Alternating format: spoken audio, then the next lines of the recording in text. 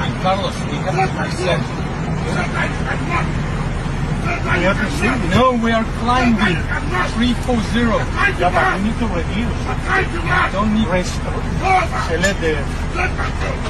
Whoever from this zero, I think we failed first. So we are heading towards 0 descending.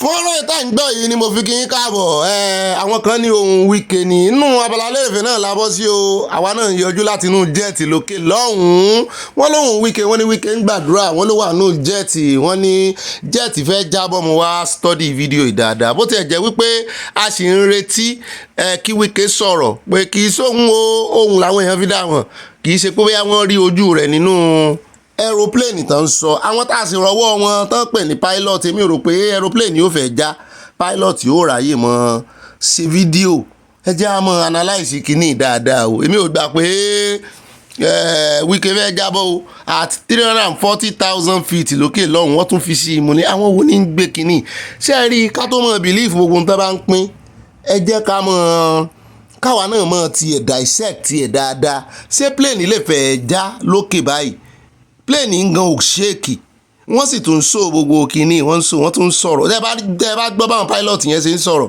wọ́n ń sọ̀rọ̀ with gentility ni kò dàbí ẹni pé wọ́n wà nù ìṣòro àwọn kan wọ́n wá gbé voice kan lé tó fẹ́ jọ ti Wike àwọn bóyá AI náà fi ṣe àṣìwọ̀n bóyá ti Wike ni bóyá Wike ń gbàdúrà ń bì kan ni torí kì í sóun nìkan lóhun ẹ̀ há kọ́ ló ń sànú wa èmi ò tí ì gbàgbọ́ pé Wike ni o.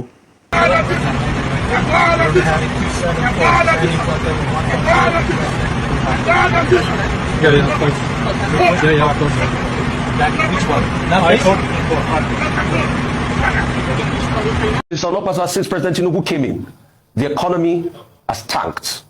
Is at an all-time low as we speak. It has not. It has not. Let me finish my question. Mr. Olopasa, let me finish my question. You are a liar. Mr. Olopasa, moderate yourself. All right? Moderate yourself. Do you know what you are doing? Good. Listen to me. You're Secondly, do you know what you are doing? Since President Tinubu came in, the economy. Ó dáa fọ́nrán tá a tún fi wọlé yìí ẹ rántí ẹ̀ dáadáa pẹ̀lú bá a ṣe play voice arákùnrin yẹn níbi tíjà ti fẹ́ bẹ́lẹ̀ láàrin òun àti Òṣèní Rufai wa ó wá ṣe ni láàánú wípé 2023 ni fọ́nrán ìṣẹ̀lẹ̀ tán fẹ́ jà ìgbà tó máa fi di 2025 ó padà wá sí Arise station náà ló ti padà wá tó wá ń tẹnu àbùkù lu ààrẹ Tinubu wípé economic sufferness pọ̀ ìyà tí ń jẹ àwọn èèyàn tí ẹ̀ ń fi pàwẹ̀dẹ̀ ń gbà náà wípé wo bó ṣe rí ní 2023 ńgbà tí ó ń gbèsè ààrẹ Tinubu lẹ́yìn ṣùgbọ́n ńgbà tí ò rí nǹkan lámọ́ pé wo bó ṣe wá rí àwa mọ̀ bóyá ó ń la nǹkan kọjá àbí nǹkan ló ń la òun kọjá many people are going through many things they are just coming from what they are going through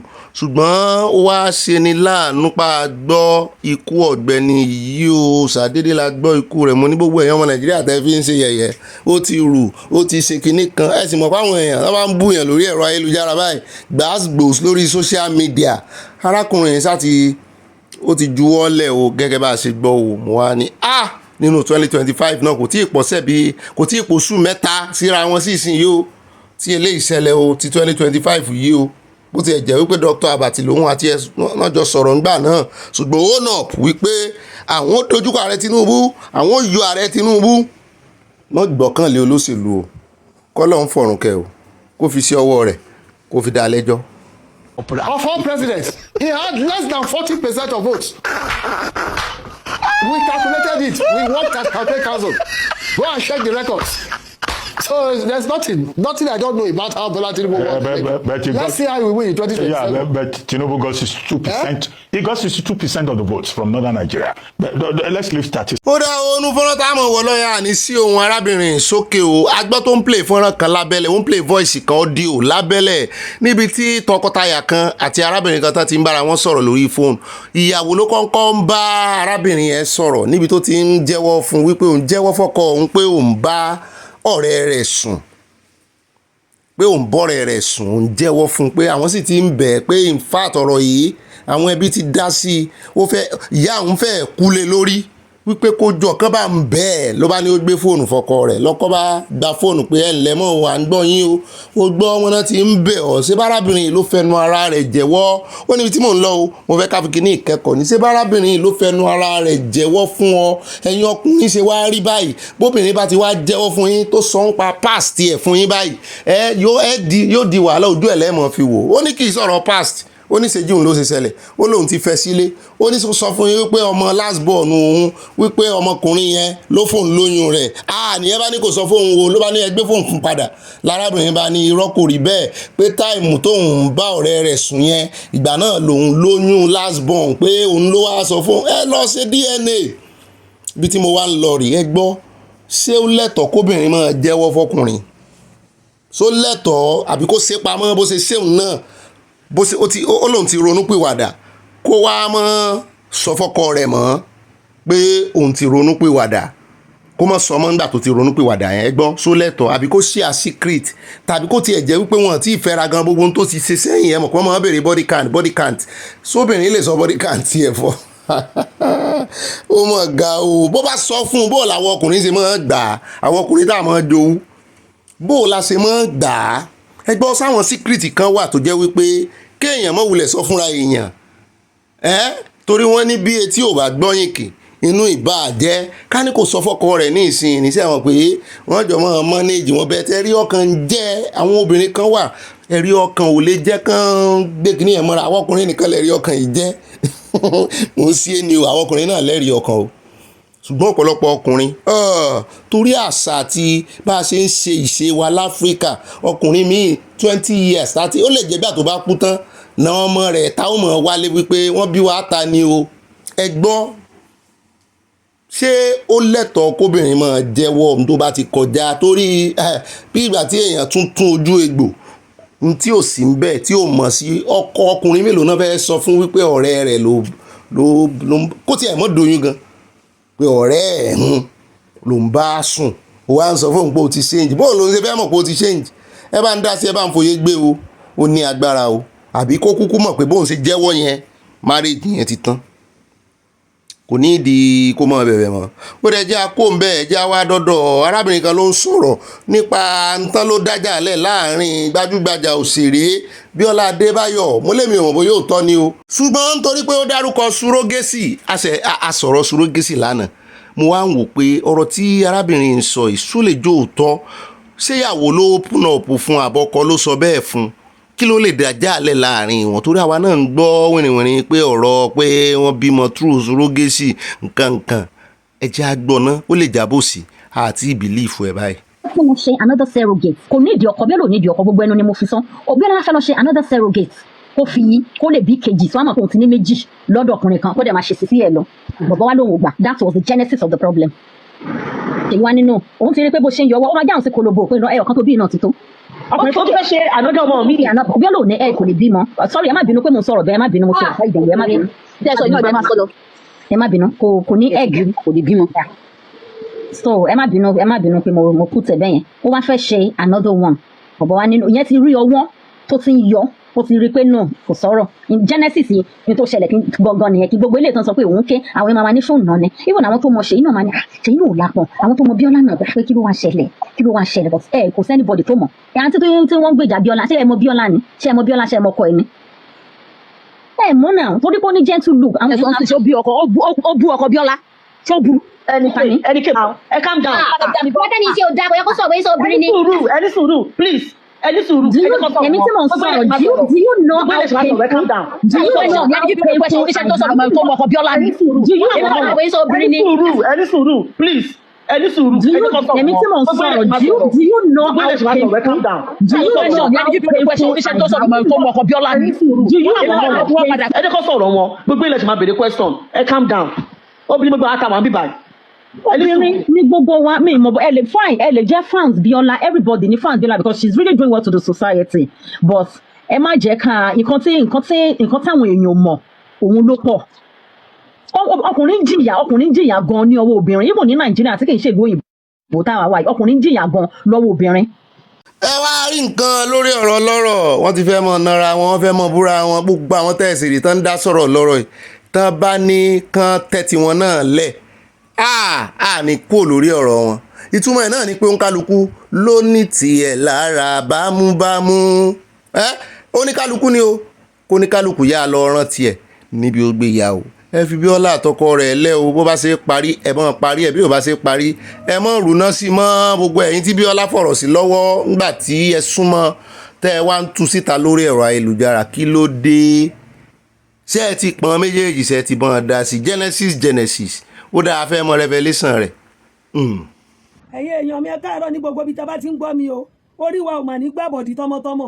Nǹkan ń ṣẹlẹ̀ ní ìsinyìí o, wọ́n ti dà àwọn èèyàn sílùú o, ìmú àmúra súùtù àwọ̀ súùtù bíi pásítọ̀, ìmí àwọ̀ agbádá, ìmí àmúra àfà, wọ́n máa káàkiri, wọ́n máa bá yín, wọ́n á sọ nǹkan tó ń ṣe yín, nǹkan tó ń ṣe yín gangan náà máa sọ fún yín o, bóyá ìsàn ni á sọ fún yín táyì náà dẹ̀ máa mọ̀ pé ohun tó ń ṣe yín fún yín, ohun tó ń ṣe yín nìyẹn. wọ́n máa ní kẹjẹ́ kàn wọ́n sowọ́pọ̀ kẹ́ wọn gbàdúrà, tó bá ti sowọ́pọ̀ pẹ̀lú yín ṣe lọ́yẹ̀ máa dọ́fẹ́ o. Ẹ jọ̀ọ́ ẹ bá ọmọ yín sọ̀rọ̀ o, ẹ má ẹ̀kẹ́ nìkankan sowọ́pọ̀ pẹ̀lú ọmọ yín o, ẹ bára yín náà sọ̀rọ̀, ẹ má sowọ́pọ̀ mọ́ ẹnì kankan láti gbàdúrà o. Ẹ jọ̀ọ́ orí wa ò ní gbàbọ̀dí o, ó ṣẹlẹ̀ ń Kétu níjẹta o, ó tún ṣẹlẹ̀ ń Kòròdú, ó ṣẹlẹ̀ láìmọye bí o. Wọ́n máa múra bí àáfà bí pásítọ̀, wọ́n káàkiri ni wọ́n ti dà wọ́n ta rẹpẹtẹ o. Wọ́n máa náà fẹ́ gbàdúrà pẹ̀lú yín, wọ́n máa fẹ́ sowọ́pọ̀, ẹ má gbà fún wọn o, ẹ má gbà forí yín ò ní gbàbọ̀dí, orí gbogbo wa ò ní gbàbọ̀dí o. Irú fídíò tẹ́ wò tán yìí tí ń bá rírú wọn fẹ́ scroll kúrò ń bẹ̀ ni, ṣùgbọ́n mo ti confirm ẹ o, àwọn èèyàn jẹ́ lábọ̀ wọn ní oríṣiríṣi ọwọ́ náà yọ Nàìjíríà ní ìsinyìí o. Ọlọ́run mọ̀ sọ wa o. Ó rẹ̀ já kó bẹ́ẹ̀ jẹ́ àdọ́dọ̀ arábìnrin yìí, bẹ́ẹ̀ bá rí kíní píkṣọ̀ kan tá a rọra gbé sókè rẹ̀, ẹ rí wípé Ìjẹ̀bú-Òde ló ti ṣẹlẹ̀ ní ojúde ọba. Fọ́nrán kan olùjáde láti jẹta níbi tí arábìnrin yìí níbi tó ti múra tó ti ń sọ fún bàbá yìí wípé òun máa sù wọn, òun á pè wọ́n lẹ́jọ́. mo wá wò pé ṣé bàbá toast ẹ̀ ni, ṣé bàbá àrà àṣì ẹ̀ ni. Ó ti wá padà wá sọ tó ṣẹlẹ̀. Ó ní bàbá tẹ cousin òun lẹ́sẹ̀ mọ́lẹ̀. Ó ní bàbá ò sì sọ kò tọrọ àforíjì, bàbá ò sọ wípé sorry. Ó ní tóun fi fẹ́ sù bàbá nìyẹn o. This gentleman stepped to my cousin. I mean, he's a Judio Abbas, so it's understandable that it will be rowdy. I've been before, and I've watched it on TV, and my dad's been part of the Regbe all of my adult life. So, in a nutshell, I asked him to apologize, and he was like, why would I apologize? Is he not a small boy? And I said, listen, respect is reciprocated. The energy you give to me, I give to you. It's not obligatory. You know, you can't be entitled about that. I'm asking you nicely. Then he was like, no. And then he started pushing people, Femi Akinsanya from Rise, and such things like that. And I said, sir, you can see children and... Èbó iná ní nǹkan, ṣé èbó Amẹ́ríkà ní sọ ẹ́ àbí ti UK? Ẹ̀mí ò gbé èbó, ṣùgbọ́n asábọ̀ dúpẹ́ abọ́ ọyọ̀ wípé n ti ń jẹ́ stampede ò ṣẹlẹ̀. Àárín èrò mọ́ ni, ṣéyìn á mọ́ lọ wẹ̀ lódò tí ó mọ̀ ní kílódé tamisím lára. Ṣé ẹ rí gbogbo ń tà kà sí ńlẹ̀ Yorùbá ní Nàìjíríà pàápàá jùlọ, ó ní àwọn èbó ìmọ̀ kà sí. Ṣùgbọ́n yẹ kí bàbá náà bó tiẹ̀ ṣe sọ́ọ̀rì, àgbàlagbà yìí ṣe sọ́ọ̀rì Nàìjíríà, ọmọdé ni wọ́n. Bó o bá ṣe àgbàlagbà ìwọ ló ṣe sọ́ọ̀rì, bá àgbàlagbà bá ṣe ọ́ ìwọ náà ló tún ṣe sọ́ọ̀rì tó bẹ àgbàlagbà. Wọ́n ní kí náà ń fi àgbà ṣe, wọ́n máa fi ràn yàn, wọ́n máa fi rẹ̀ yàn jẹ ní, ṣùgbọ́n kò dé ìlú òyìnbó. Gbogbo ń tó rọra múlẹ̀ fún bàbá yẹn ní ojúde ọba ká ní ìlú òyìnbó ló ti ṣẹlẹ̀, yóò sù ẹ̀ náà ló sọ wọn o. Ẹmọye tó ti sù ẹmọye èèyàn tó ti sù bó ṣe wà hàn nínú àwọn tó máa ń sù àwọn pẹ́rẹ́ǹtì wọn nù. Kò jẹ́ wọn lójú o, Nàìjíríà ní sù ti jẹ́ wọn lójú, adìẹ lẹ̀ mọ́ ṣe sù sí. Ṣùgbọ́n àwọn eléyìí tẹ́ ẹ bá gbọ́ sù nù èbó, ilé ẹjọ́ straight ní bàbá bó ṣe kẹ́ẹ̀kan ṣe sọ́ọ̀rì ìránṣẹ́ sínú DM ẹ tètè rẹ ṣé o, kó wọ́n mú gbẹ̀lẹ́ fún yín o. Ó dá àwọn ẹja dé train station ní Nàìjíríà ni o. Wọ́n ní gbogbo bóòtù orí réèlì náà ti tú lọ. Mo ní tí tírèènì bá wá dànù kọ́ Nàìjíríà bóun náà ṣe máa ṣe báyìí ná. Olórí ní lọ́wọ́, ìjọba náà ní lọ́wọ́, àwọn ọmọ ẹ̀yìn náà díẹ̀ rú. Ẹ wo ohun tí ìjọba ṣe, wọ́n sì rèé tú gbogbo bóòtù yẹn. Kí náà fẹ́ fi dènà? Sọ fẹ́ fi solé ayé pọ̀ ni. Ẹ wo èèyàn kan ló sì lọ ọbẹ̀ yẹn, ṣùgbọ́n àwọn kan náà ẹni tó rè lọ ọbẹ̀ náà wọ́n lòun náà fura sí. Mo ní bò lẹ́sẹ̀ fura sẹ́ni ẹlẹ́ni ẹ mọ̀ bóyá iṣẹ́ rẹ̀ ní í ṣe, bóyá maintenance nǹkan jọ bóyá ara àwọn tí wọ́n máa ń ṣe task force ní orí reluwé nù. Ṣùgbọ́n kí ni ìjọba náà ṣe láti fi guide kìíní wọ́n kàn ṣe ray track ń bì, kò síbi tó fẹ́ gbà bó gbanú àjálẹ̀ wọ́n máa ń fi kíní guide ẹ̀ títí tí ó fi débi tí ń lọ ni. Safety àti security wo níjọba náà ṣe sí orí rail kínní ìgbà tí ò tiẹ̀ sí náà bóun náà ṣe fẹ́ ṣe safety. Ẹ jẹ́ àgbọ̀ síwájú sí lẹ́nu ẹni tó rí bẹ́ẹ̀ náà là á dàkan dé ọ̀dọ̀ àbúrò Fáyọ̀ṣe but Isaac kana garun sí Mike. I think as well, I beg with it. Call, rescue team, because. We blame government for everything, but we ourselves, you lose all the boat for rail track. You didn't even consider people that will use the the train. You lose all the boats on the rail track because of your own chop. What a wicked nation. And you turn around, you blame Tinubu for everything. Ika. I want Ika. Wow. Pastor Paul Adefarasin, very good pastor. I love the man so much. The first time I heard the man preaching, he came to Abuja, as on the rock, the refuge. He came to Abuja to preach. Oh, I listened to his preaching. I said, no, when I go home, I couldn't sleep. I said, wow, I must sow a seed in that church. Because his preaching was about sowing a seed for God. I said, no, I can't sleep. I looked at my companies. I looked, which one? I carry one company, AbujaLimousine.com. I carry my limousine. I was the first limousine company in Abuja 17 years ago. So 2010, when he came to preach in Abuja, I said, wow, I love this man. I love his preaching. I said, no, I must sow a seed in this church. I carried my limousine. I sowed the limousine as a seed to God in As on the Rock. Up to today, no regrets sowing that limousine as a seed. Sowing the whole company, Abuja Limousine. I closed the company after because I've sold the limousine as a seed to God. I'm telling you, Pastor Paul, God is with you. God is with you. And up to today, no regret. 5 years later, I became a billionaire, soft billionaire, asset and cash. No regret sowing my limousine as a seed. AbujaLimousine.com. I got home, I couldn't sleep. I called my cousin and my driver. I said, no, we must drive this limousine to church on Sunday and go and sow it as a seed. They should be using it. They should be hiring it out for people in that church. And they should be using the money to feed the needy in the church. 15 years ago, 2010. Up till today, no regrets. And in Lagos, you have to be careful. If you don't have pepper spray, you need a taser. Because Lagos is very rough. Some people will be fanning you, but their mind is to rob you. Gbogbo wa lẹ́sùn ká kọrí síbi kan náà ibi tí Isaac Fayose rí mọ́. Ibẹ̀ náà ló sọ ọmọ yẹn ṣùgbọ́n èmi kàn rò wípé ó fi egbò lẹ́yìn pàlàpàlàpà kò tí ẹ sọ kankan nípa tọmọ yẹn ṣùgbọ́n nígbà tí ó fi sọ̀rọ̀ ọ̀rọ̀ rẹ̀ já mọ̀ wípé ọmọ yẹn fẹ́ ja Pastor Adefarasin lólè ni. Ó ní kó mọ́ gbé tíṣà. Ó ní kó mọ́ gbé kiri tó mọ́ pẹ́pẹ́ ojú èèyàn. Ó lóun gbà pé kì í ṣèbọn ló mú dání. Ẹ ti rí wípé ó ní personal love fún ó sì believe nínú ẹ̀ gẹ́gẹ́ bí irúgbìn tó lóun lọ gbìn ní ṣọ́ọ̀ṣì ẹ̀. Kò sẹ́ni tó ní kó mọ́ rè gbìn irúgbìn. Ìwọ nìkan kọ́ ló sì kọ́ gbìn àìmọye irúgbìn tọ́lọ́run sì bomi rin fúnra rẹ̀. Kì í ṣe èèyàn ní mọ́ bomi rin irúgbìn Ọlọ́run ni o. Rèé béèrè lọ́wọ́ àwọn àgbẹ̀ lọ́lọ́run bá wá lo ṣọ́ọ̀ṣì kan fún ọ ìyẹn ò míì wípé béèyàn bá ṣe tí ò dáa kẹ́ ẹ mọ́ lè sòótọ́ ọ̀rọ̀ fún o. nítorí Ọlọ́run bá mi jẹ róbó gánú ti róbó mi o gbogbo Ìbàdàn tó wà níbẹ̀ wá jẹ róbó mi ọmọ Ìkirè tó wà níbẹ̀ wá jẹ róbó ọmọ Àpòmù tó wà níbẹ̀ o Ìwó Olódò ọba o ọmọ Ìbàdàn sani mi o Àṣàkẹ́ àìbínú lélẹ̀ yìí o èmi lọ́mọ Ìbàdàn mọ́jà tó kára wájú lẹ́nu èmi lọ́mọ Ìbàdàn nílé Olúyọ̀lé tí a ọmọ àjẹgbìn jẹ́ kára ọmọ fi kára fọ́ orin mu màmá rẹ o. ẹkùá ìlú wo lẹ́yìn. Ìbàdàn. Ìbàdàn kan náà jọ ni wá. Ìbàdàn sani mi o Ìbàdàn ní bàbá mi. ẹ kì mí lọ sóòpó Ìbàdàn ní màmá mi o. òpó yọ̀sà ọmọ òpó yọ̀sà màmá rẹ o. àwọn ìyá ọkọ mi kó náwó fún mi òpó yọ̀sà o. àjùwéjùwé ẹlẹ́ ò mọ́lé wa. ọmọ gbọ́jẹ́ lọ́lá o. àjùwéjùwé ẹlẹ́ ò mọ́lé wa. òpó ilé ọ̀sà nìbàdàn. àjùwéjùwé ẹlẹ́ ò mọ́lé wa. ọmọ Ìbàdàn kí n sọ rẹ o sóòsù ọ ni ó dára gbogbo ẹ̀yin ọmọ Ìbàdàn tẹ́ wà Nàìjíríà tẹ́ wà Ìbàdàn bóyá ẹ ti kófìrí arábìnrin rí tẹ́ ti ń ta rúbọ bus stop bẹ́ẹ̀ bá mọ̀ ẹ jọ̀ọ́ ẹ bá ń kàn sí mi ẹ kàn sí mi kẹ́ ẹ bá ń gba nọ́mbà rẹ̀ ẹ bá ń kàn sí mi arábìnrin mo jẹ́ lẹ́bùn kékeré kan.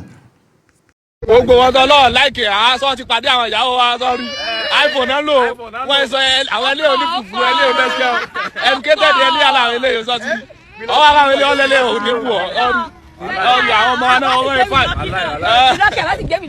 na sky home I go perform na 10 million dey give me èèyàn tí mo bá ní show wọ́n wọ 100 billion kí ló dé ṣe fẹ́ wó hòtẹ́ẹ̀lì olóòtẹ́ẹ̀lì ni they say they wan come watch me dey snap picture in fancy mi wọ́n gún mi lábẹ́rẹ́ o wọ́n fẹ́ ṣe mí bó ṣe ṣe Mohbad some people dey hug me dey jolly dey support one guy just come show ló bá gún mi tún ló sá lọ mo fọ́ máìkì lórí òun náà mo ná bí èèyàn mẹ́fà pa kó tó gbà wọ́n lẹ́ wò wọ́n ti kán mi lẹ́sẹ̀ o bí èèyàn 30 billion lọ́rọ́ lu ẹsẹ̀ kan yìí àbí gbùrùrù ọkọ̀ mọ́kàn fẹsẹ̀ yìí dáwọn dúró ni dámínégéjì ga ẹsẹ̀ kan Ìkòròdú àgbà mi Jọ́dánì ẹ̀yin lẹ ṣe mi dùn máa ń gbé kí sky show tẹ́ntẹ́m I carry my Chevrolet kan mo gbé Chevrolet wá mo gbé Ford wá can you afford my Ford náà wọ́n ti kán ìkàlẹ́sẹ̀ apá kan Ìkòròdú ẹsẹ̀ kan. wo Ọ̀gbẹ́ni wèrè olórin o jẹ́ tètè lọ tọ́jú ara ẹ o mọ̀rú abẹ́rẹ́ tán gún ẹ o mọ̀rú sìríǹjì tán lò o mọ̀rú ẹni tó ti fi gún tẹ́lẹ̀ o kó wọ́n tiẹ̀ lọ jábẹ́rẹ́ HIV wọ́n fẹ́ ṣèkà fún ọ ó ga ilé ayé ìṣá èmi ò fọwọ́ sí gbogbo yẹn o ogun lábẹ́rẹ́ àbíwọ̀ náà gún yàn lábẹ́rẹ́ rí ni lè yóò yé mi o. ó dá ilé ìta mọ́ fi káde gbogbo abala lérèfé ńlẹ̀ òun náà ní ti ààrẹ Tinubu níbi tí wọ́n ti ń ṣe lọ́ńṣì nǹkan lára project tí Mr Project wọn ìkan lára àwọn mínísítà wọn ìyẹn mínísítà Wike tó ṣe wọ́n ní conference kan ni wọ́n ṣí tí ààrẹ Tinubu ti ganu sí máìkì wípé kí Wike má dá wọn ẹlẹ́gàn lóhùn wọ́n ní don't pay attention to busybody wọn kálukú bá ń yẹra rẹ̀ wò pé ta ni busybody ń bí ta ni busybody ẹ̀yin Wike làárẹ̀ Tinubu wà o. Quality, people of character, people of determination, people of great spirit. That's what we are. And I'm glad, in Wike, you are reflecting that. Don't pay attention to the busybody and the bystanders. Whatever they say, continue with your good work. You are a transformational leader. You have the foresight, the vision, and determination to succeed. Thank you very, very much. When I attended the conference of ECOWAS Parliament here, it was a very dirty, disorganized, inhabitable environment. Aside from the side talk with the Senate President, I turned to Wike. I said, but this conference center is not reflecting who we are. Have we sunk this low?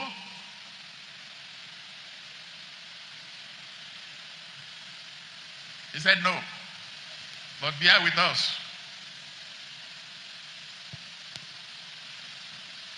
We will do whatever we can do to transform the place.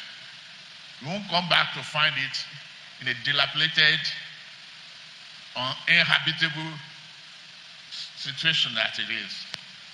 And today I am very, very happy. Thanks to the contractor.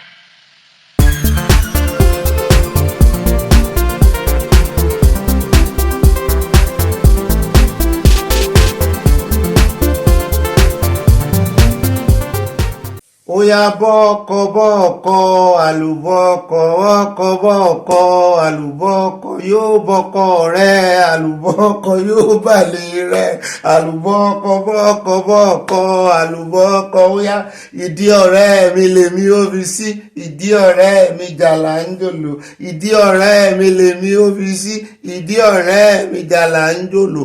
Kankan iṣu janti kankan iṣu janti ojú ológbò nísàásùn rẹ ojú ológbò nísàásùn rẹ orin yìí kàn wá sí mi lórí ni mo náà ní nǹkan lónìí mo rí kinní kan bí èso bí ojú olóńgbò èso kan wà tá a mọ̀ pé lójú olóńgbò ojú rẹ̀ báyìí bí ojú olóńgbò kékeré báyìí ní mọ̀ ní dúdú àti pupa mo rí nǹkan kan tó jọ orin yẹn bá wá sí mi lórí.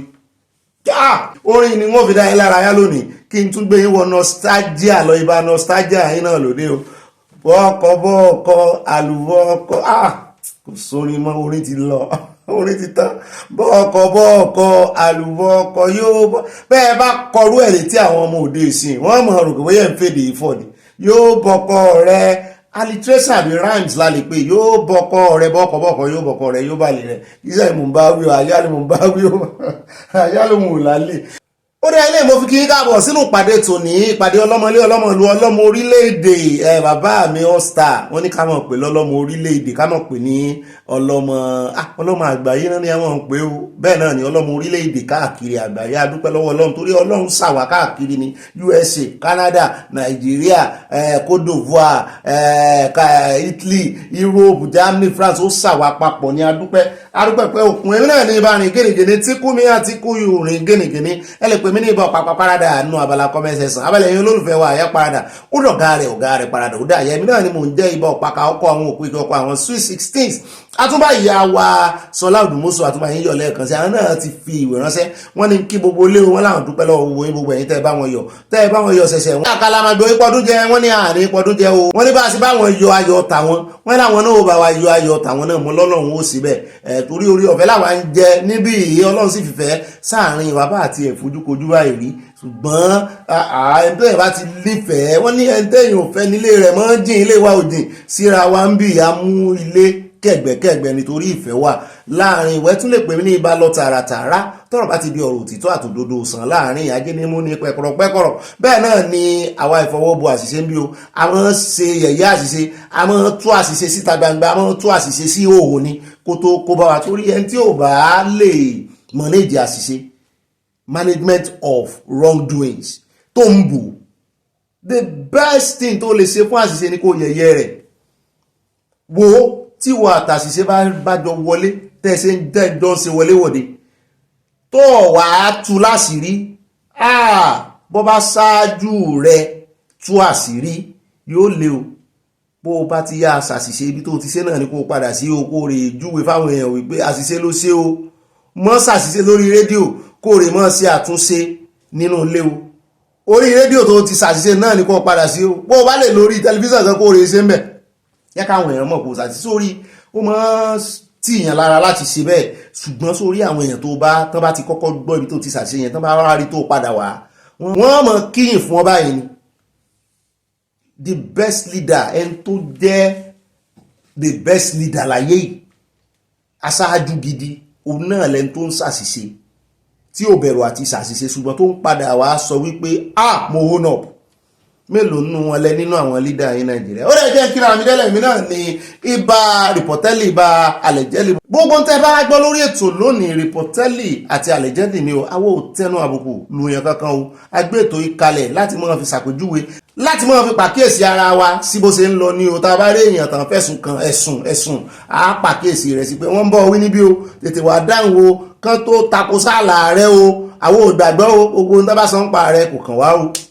ìwọ ni ọwọ́ rẹ ló wà o àwọn òsì ni wá báyàn jẹ̀ ń bí ṣùgbọ́n àlẹ̀jẹ́lì rìpọ̀tẹ́lì á sọ bó ṣe ń lọ á sì pàkíyèsí ẹni tí wọ́n bá ń bá wí á pàkíyèsí rẹ̀ sí rí bá ṣe pàkíyèsí Sanwó-Olú sí gbogbo ọ̀rọ̀ tí ń lọ àṣẹ̀yìnwá àṣẹ̀yìnbọ̀ ó fẹ́ dọ̀rọ̀ jà láàrin òun àti ọ̀gá rẹ̀ bó ṣe ẹ̀jọ́ pé wọ́n jáde wọ́n ní kò sí jà láàrin àwọn ṣùgbọ́n gbogbo ayé náà ló mọ gbogbo tó ṣẹlẹ̀ àṣẹ̀yìnwá àṣẹ̀yìnbọ̀ wọ́n sá ti ṣe àtúnṣe ó dá o ibo mo kíra mi dé èmi náà ní ibà confam ẹ̀kọ́ tó sẹ́ndì ẹ̀ confam gbogbo tó bá ń sẹ́ndì o gbogbo tó bá sẹ́ndì tán pín dọ́dọ̀ rẹ̀ mọ́ sáré mọ́ fi ìgbónára mọ́ fi ibò sísáré rí ìròyìn míì ìyẹn mọ́ wà ẹ̀mọ́sánà mọ́ fi ẹ̀mọ́sánà sẹ́ndì ẹ̀ ìwọ náà yiri ẹ̀ wò gbé yẹ̀ wò bó bá wá rí wípé o ti kógojá sẹ́ndì ẹ̀ bó bá wá sẹ́ndì ẹ̀ tán wá já ọ sí wípé irọ́ o kò rí bẹ́ẹ̀ o àbí o sọ dáadáa o ìwọ náà tètè ṣe kíni tètè lọ parẹ́ níbi tó sẹ́ndì ẹ̀ sí bí o bá wá ṣe é parẹ́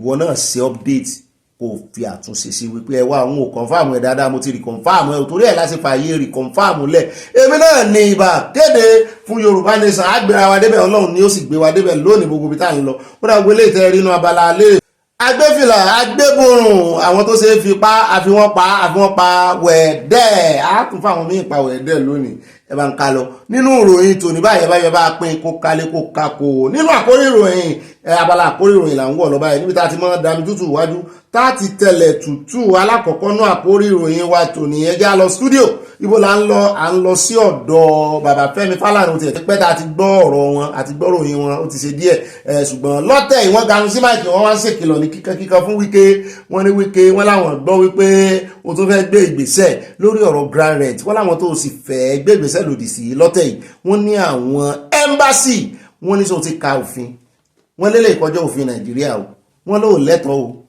lábẹ́ òfin ṣe Madagascar náà ti rẹ̀ pé wọ́n rántí òfin náà kóòtù àbí Geneva wọ́n sàkóòtù òfin kan tá ló bá ní Nàìjíríà wọ́n bá ìdí Nàìjíríà náà pé gbogbo àwọn ìlú ló fọwọ́ sí torí gbogbo ìlú ló ní embassy káàkiri bó o bá wá gbé odidi embassy 14 tó gbé wọn tì kí ló fẹ́ kọ́ mọ́ sọ́ńpa rẹ àbí nípa Nàìjíríà àti wípé sítán bá lọ gbé embassy tí yín náà ti ń ta torí pé grand rent kan sínú rẹ̀ ó dùn sí wọ́n wá ń jẹ́ kó yé Wike wípé wà ó bọ̀ bá mòfin báwọn tí ò bá sọ fún mo sì gbọ́ pé ìyàwó Wike náà mo gbọ́ wípé adájọ́ ni ní magistrate tí wọ́n bá ṣàlàyé fún ọ jẹ́ káwọn ṣàlàyé fún ọ gbogbo yín náà lẹ́sìn dọ́gbọ́n kálọ̀ ẹ lè mọ̀mọ́ eléyìí o lẹ́tọ̀ọ́ wọ́n ní ó wà involute ẹ̀wẹ̀ bó wọ́n ti pọ̀ jù járe wọ́n ganu sí máìkì wọ́n sọ̀rọ̀ bẹ́ẹ̀ náà ní lẹ́yìn ìgbà tán kúrò lórí ọ̀rọ̀ ti Wike wọ́n ní ìṣèjọba ààrẹ Tinubu wọ́n ló jẹ́ kí àwọn olówó sí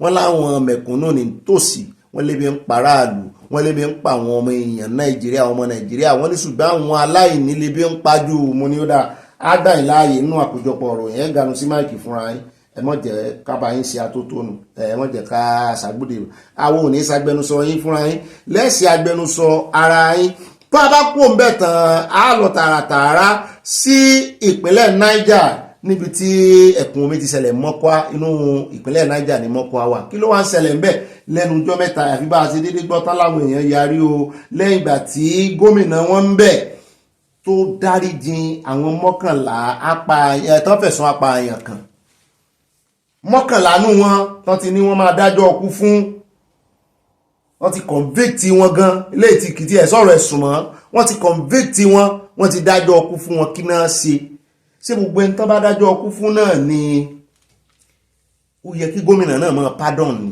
àti ẹ̀dúpẹ́ lọ́wọ́ ti gómìnà Ọ̀ṣun èyí tán pardon lọ́jọ́ sí torí gbà tá a gbọ́rọ̀ yẹn tá a gbọ́ ẹjọ́ yẹn àwa náà láì tiẹ̀ ṣadájọ́ àwa náà ganu sí máìkì àní tó bá torí ẹ̀ dìyẹ ṣùgbọ́n àwọn tán ni wọ́n dájọ́ ọkú fún yìí wọ́n náà pààyàn ni gómìnà sì ṣe kíni ó sì rèé tú wọn lẹ̀ pé òun pardon wọn lẹ́yìn ìgbà tán ti dájọ́ ọkú fún wọn tán láwọn èèyàn wọn àwọn èèyàn tán pa èèyàn wọn náà bá ganu sí máìkì pé àwọn ò ní gbà ó lóòótọ́ communal clash ìlú kan bá ìlú kan jà ní àwọn ọmọ ìlú àwọn tẹ́yìn wá pa ńkọ́ táwọn ilé ìpa tẹ́rì sí wà ńlẹ̀ pé ẹnba judgment jẹ́ Nàìjíríà rè èmi náà wá ní wọ́n gbé wá sáàrin àwọn èèyàn mi o wọ́n mú wọ́n dájọ́ ọkú fún imagine irú ẹni tí kí nípa Timothy ọ̀rọ̀ Timothy kí gómìnà kan wá ní òun tú Adédoyin lẹ̀ ẹgbọ́n bò ní ó ṣe rí lára yín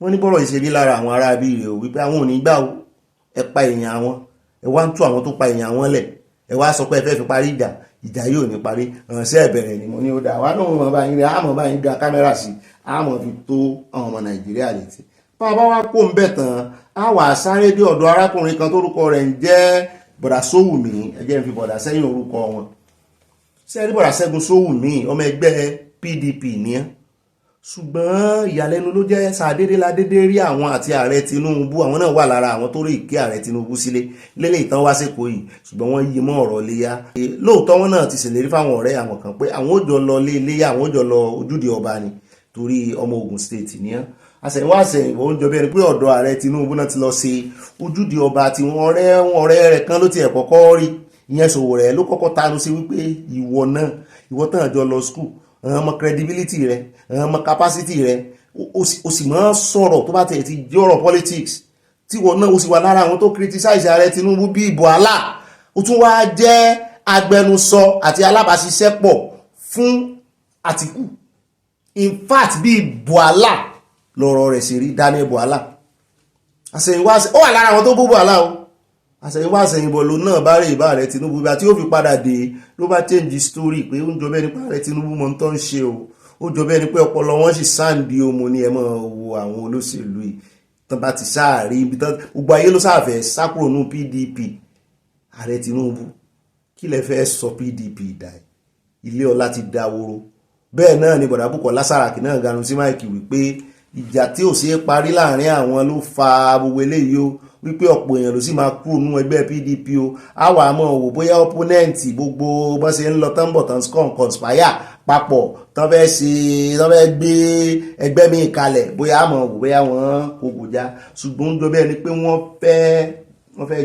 fẹ́ pa Star Àtìkù pátápátá wọ́n fẹ́ pa Star Àtìkù pátápátá political style wọ́n fẹ́ pa wọ́n ní ṣé Àtìkù àti Olódò Dẹ́jọ ní ìra wọn sínú ni kí ló tó báyìí kí ló le tó báyìí à ń bọ̀ mbẹ́ àmú ọ̀rọ̀ Ṣẹ́gun wá fún yín o náà try láti defend ara rẹ̀ ṣùgbọ́n bó ṣe ń defend ara rẹ̀ tó bẹ́ẹ̀ náà làwọn èèyàn rí sí wọ́n rárìsá rẹ̀ sí wípé àbẹ́ ẹ̀ráyé yín lóde ẹ̀yin náà lẹ́ẹ̀gànù sí máa kí ó ní kò sẹ́ni tó lè sọ bó ṣe máa live life òun fún òun o kìnnìkan kò sẹ́ni tó sọ bó ṣe live life ẹ lọ́dọ̀ Àtìkù oríṣiríṣi ọ̀rọ̀ tẹ́ ń sọ náà ló jẹ́ káwọn èèyàn máa wò wípé sẹ́yìn tẹ́ ṣe báyìí sọ̀rọ̀ nígbà tí ẹ̀ ń ṣiṣẹ́ f'Àtìkù létí asáré yí òun padà ní ìsìn à ń bọ̀ ń bẹ̀ ṣùgbọ́n èmi ò mọ̀ bá ààrẹ Tinubu ṣe ń ṣe o pápó ń bẹ̀ tán ìròyìn kan wà táàràn tí wọ́n mú afúnyín lánàá lórí ọ̀rọ̀ driver license tá a mẹ́nu lé ta ni wọ́n ti fẹ́ fowó kún àmú afúnyín agbàgbé lánàá ni a ṣe àkórí rẹ̀ a introduce ẹ̀ sí yín ṣùgbọ́n àmúwánú àkójọpọ̀ ọ̀rọ̀ yà á fẹ́ kí ìròyìn náà gùn jù ní ṣùgbọ́n agbàgbé ni o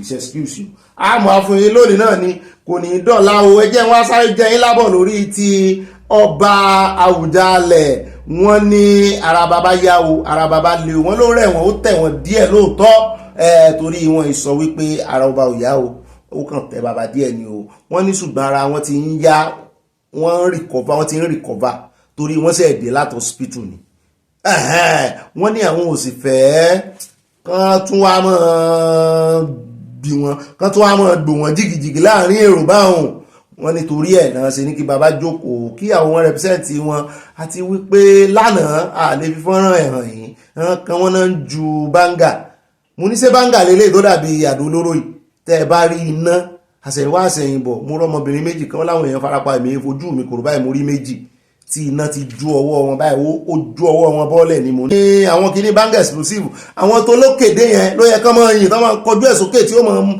sáìn lókè yẹn irú ẹ̀ ló yẹ kán máa yìn gbogbo wa ní kẹ́ mọ́ jù sáàrin èrò kí ní ẹ sì gbaná báyìí mú ní kò dáa tó ó kù díẹ̀ káàtó akànnì ajẹ́yìn lábọ̀ lórí ti ọba Àwùjalẹ̀ ní nǹkan kan ò sí bàbá wà lálàáfíà bàbá kò ń bẹ̀ tán á wà sáré dé ọ̀dọ̀ Ǹdùmẹ̀ lánàá ó sọ àwọn ọ̀rọ̀ kan ṣùgbọ́n lónìí báyìí wọ́n ní ẹgbẹ́ APC wọ́n ní wọ́n ti ń jalẹ́gba ọ̀rọ̀ tó sọ wípé kí ló dé tó rè sọ̀rọ̀ nípa Jonathan pé bí ẹgbẹ́ APC ṣe lé Jonathan kúrò náà ni bí ẹgbẹ́ APC ni wọ́n náà wà tó bá ti sọ ò ṣe kúrò ní ẹgbẹ́ yìí àti gbogbo tó ń sọ lòdì sí ààrẹ Tinubu àtàwọn tí ń bá wọn ṣiṣẹ́ lánàá wọ́n sì ti kìlọ̀ fún ìdí tán ṣe suspend ẹ lọ́jọ́ sí so tún fẹ́ kán suspend rẹ ni bóyá wọ́n tún wá suspend ẹ lọ́tẹ̀ yìí àmọ́ àfún yín ní gbogbo tí ẹgbẹ́ APC ń sọ bàbá kò ń bẹ̀ tán á dé ọ̀dọ̀ arákùnrin kan tó ń pè ní Òpónkó òun náà bá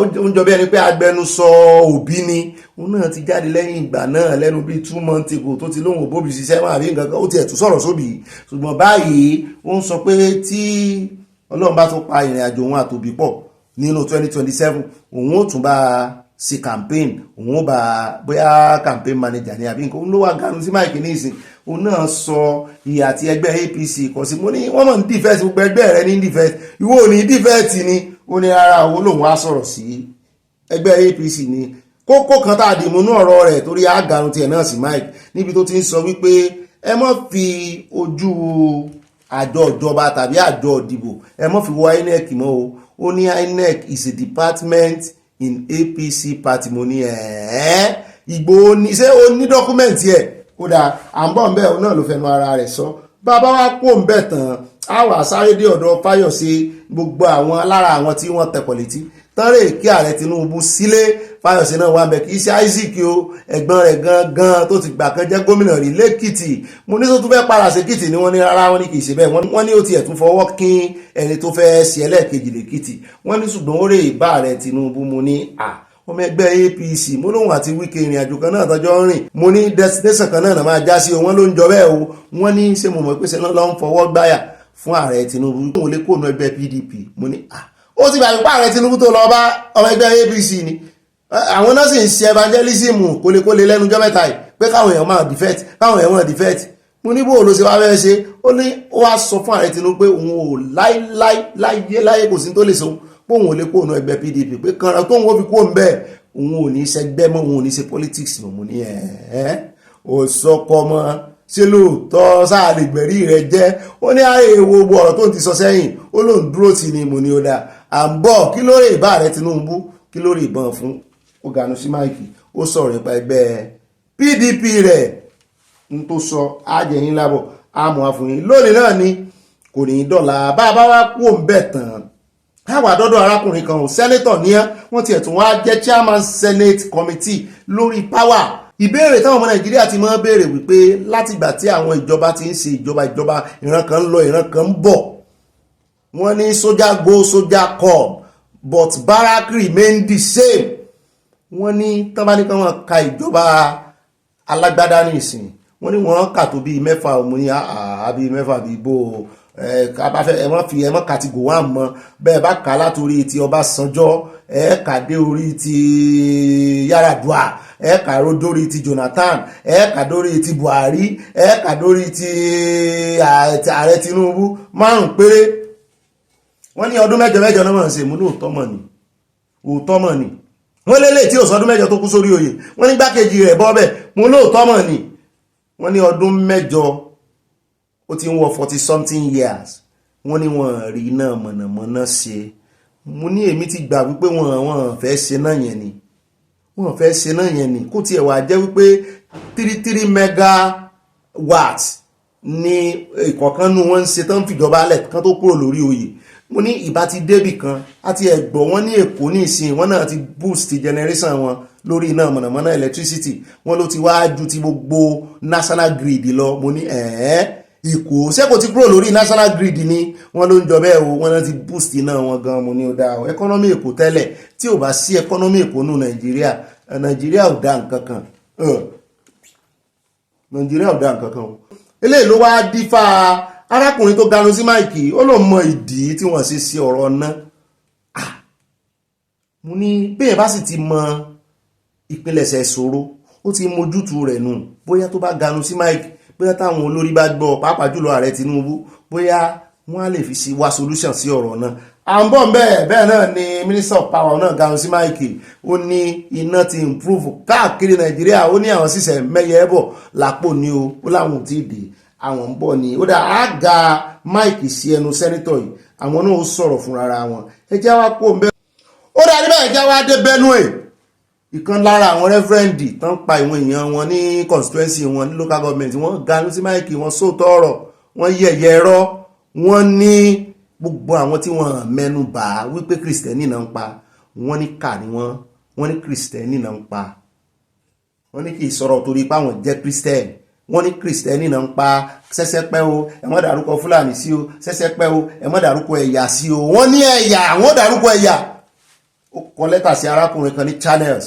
kó tó wá invite ẹ̀ kó tó wá ganu sí mike ó sọ dẹ́ndé ọ̀rọ̀ ó ti ń get started báyìí wọ́n láwọn ó tu owó ẹ̀ àwọn ó tu síta gbogbo ń tẹ́ẹ̀sì tí lè fi jó wọn ló ti ẹ̀dá bẹ́ẹ̀ àmúròyìn wọn bọ̀ lẹ́kùnrẹ́rẹ́ lónìí náà ni kò ní dọ̀la a ní rí jù báyìí lọ́nà abala àkórí ìròyìn ní pápápá ẹjẹ́ asánáwọlé àjọ sánáwọlé náà ni ó yẹ ẹsẹ̀ cheese ẹ wo kámẹ́rà o ibi ni ẹ wò ẹ mọ̀jẹ̀ ẹ má wà distracted ibi ni kẹ́ ẹ wò ẹsẹ̀ pọ̀ ẹsẹ̀ musin kẹsẹ̀ ọlọ́sàsínú pápá ẹjẹ́ ìyà kan sí mo fẹ́ wọn ya bíi 2 sí 3 ní ìsìn ó yẹ jẹ́ mú láti kọ́nà àyáǹgù yìí mo ti fẹ́ mú pápá méjì náà da àlèyá 3 lọ́la ẹ fine gan mo ya short kan mo ya medium kan mo ya long range kan ẹni ká mo ya personal pẹ̀ ń bẹ́ẹ̀ ẹjẹ́ àfimọ́ long range àti medium 5x4 náà ni bye bye for la print yẹn.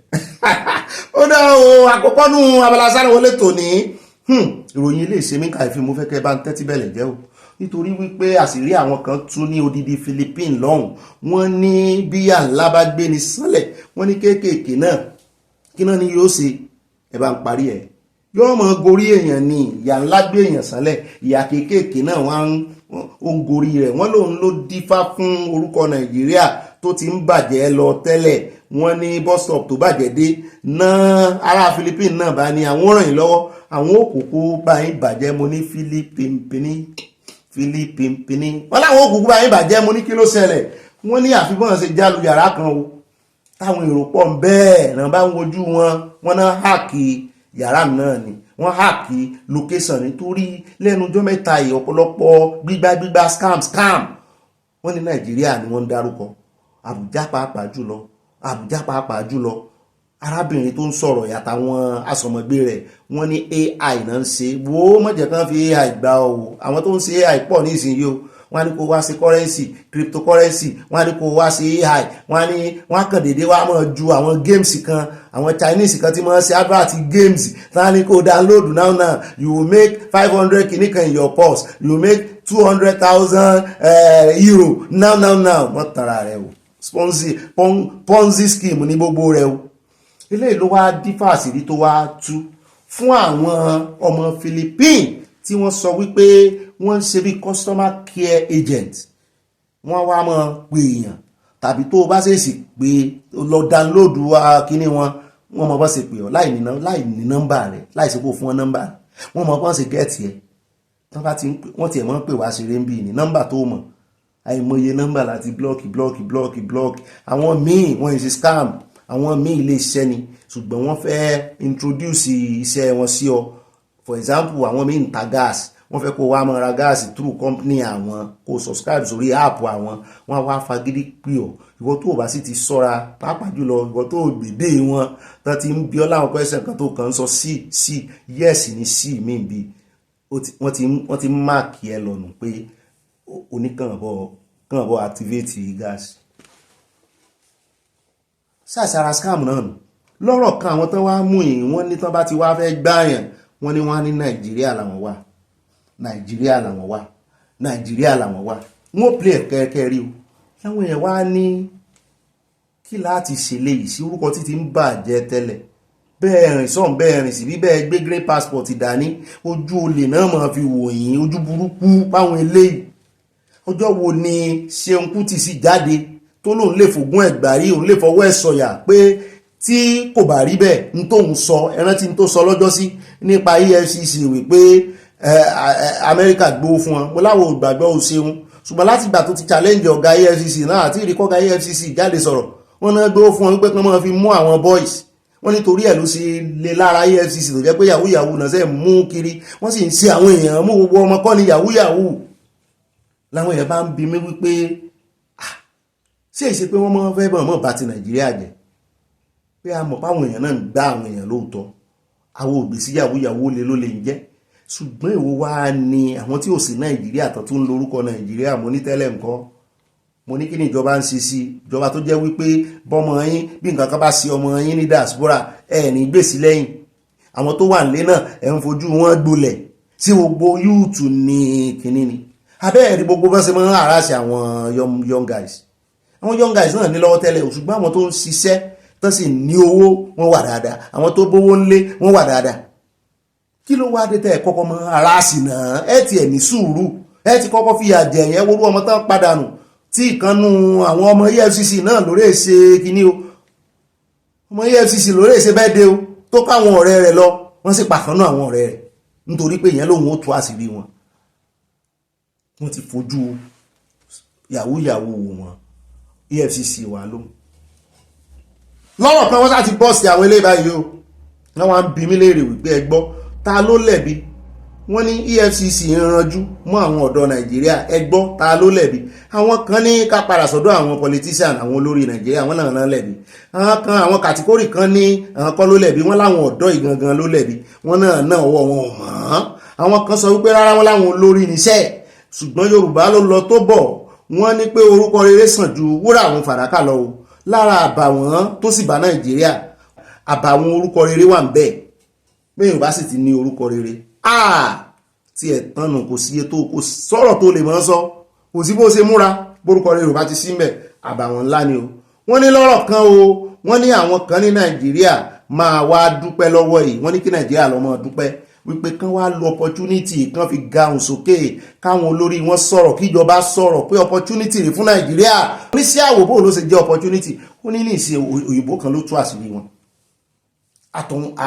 àtòkèrè ilẹ̀ òkèrè náà ti tú àṣírí wọn wípé Philippines tẹ́ bá rí bọ́n ṣe pọ̀ nù yàrá kan àwọn náà wá rí kámẹ́rà wọn rí pé wọ́n ti bọ́ọ̀sì àwọn wọ́n ní àkàìmọye irú ẹ̀ ni ó sì wà tó jẹ́ wípé wọ́n ń lo IP address Nàìjíríà bẹ́ẹ̀ bá ń bá wọn sọ̀rọ̀ ẹ̀rù pé Nàìjíríà náà ti ń sọ̀rọ̀ ìbò ẹnu wọn gẹ́gẹ́ lè mọ̀ pọ́mọ́ Philippines ń sọ̀rọ̀ wọ́n sì sọ wọ́n sí ẹ̀ tí ẹ̀ rí àwọn Indian wọ́n ní Pakistan náà wọ́n náà ti wá di ẹ̀rù jẹ̀jẹ̀ báyìí nínú scamming wọ́n ròyìn wọn mú ní Pakistan wọ́n ní bẹ́ẹ̀ ni ẹ sì mọ̀ pé tó bá ń sọ̀rọ̀ kọ̀mpútà tó ń sọ̀rọ̀ ẹ̀rọ ayárabíàṣá India Pakistan nǹkan gbogbo eré àwọn yẹn wọ́n mojú ẹ̀ wọ́n mọ̀ ń pa ẹ̀ ẹ bá ń tẹ̀sí ilẹ̀ agbẹ́rẹ́ jáwò kámẹ́ni tó lẹ̀bi ẹgbọ́ ẹ bá ń fẹnu sí ta ló lẹ̀bi orúkọ tó ti bàjẹ́ tẹ́lẹ̀ wọ́n tún bà á jẹ́ lọ. ṣé kí ìjọba Nàìjíríà ganu sí máìkì kan lo opportunity láti fi gbára wọn lẹ̀ ẹgbọ́ èèyàn mélòó gẹ́gẹ́ bí ọ̀rọ̀ ṣe ń Kútì orílẹ̀-èdè mélòó ní Nàìjíríà náà sanwó fún wípé gbogbo àwọn tí ń ba orúkọ Nàìjíríà jẹ́ mọ́ bá wa mú wọn àti wípé bẹ́ẹ̀ bá ní kì í sáwọn ọ̀dọ́ ló lẹ̀bi bá a bá mọ̀ tọ́ ibi tá a jà sí yóò yà ń lẹ́nu torí ọ̀pọ̀lọpọ̀ àwọn yúùtì Nàìjíríà náà kì í ṣe wọn mú ní kékeré o pẹ̀lú ọ̀rọ̀ scam wọ́n scam ẹjọ́ wọ́n scam yeye ọjọ́ àmórí kan ẹrù pé èbò ní sọ̀rọ̀ ni nínú Nàìjíríà náà ni wọ́n scam yeye so ìdí èyí ń tèmi fẹ́ sọ lórí ọ̀rọ̀ ni pé ṣé ẹ rí bẹ́ẹ̀ bá ṣe pé rẹ̀ èèyàn wọ́n ní bó onígbà bá ṣe gbégbá ẹ̀ náà bá gbé o bọ́ ẹ ṣe gbégbá yín Nàìjíríà ni o wọ́n ṣe wá ìlú mi lọ́mọ fi parọ́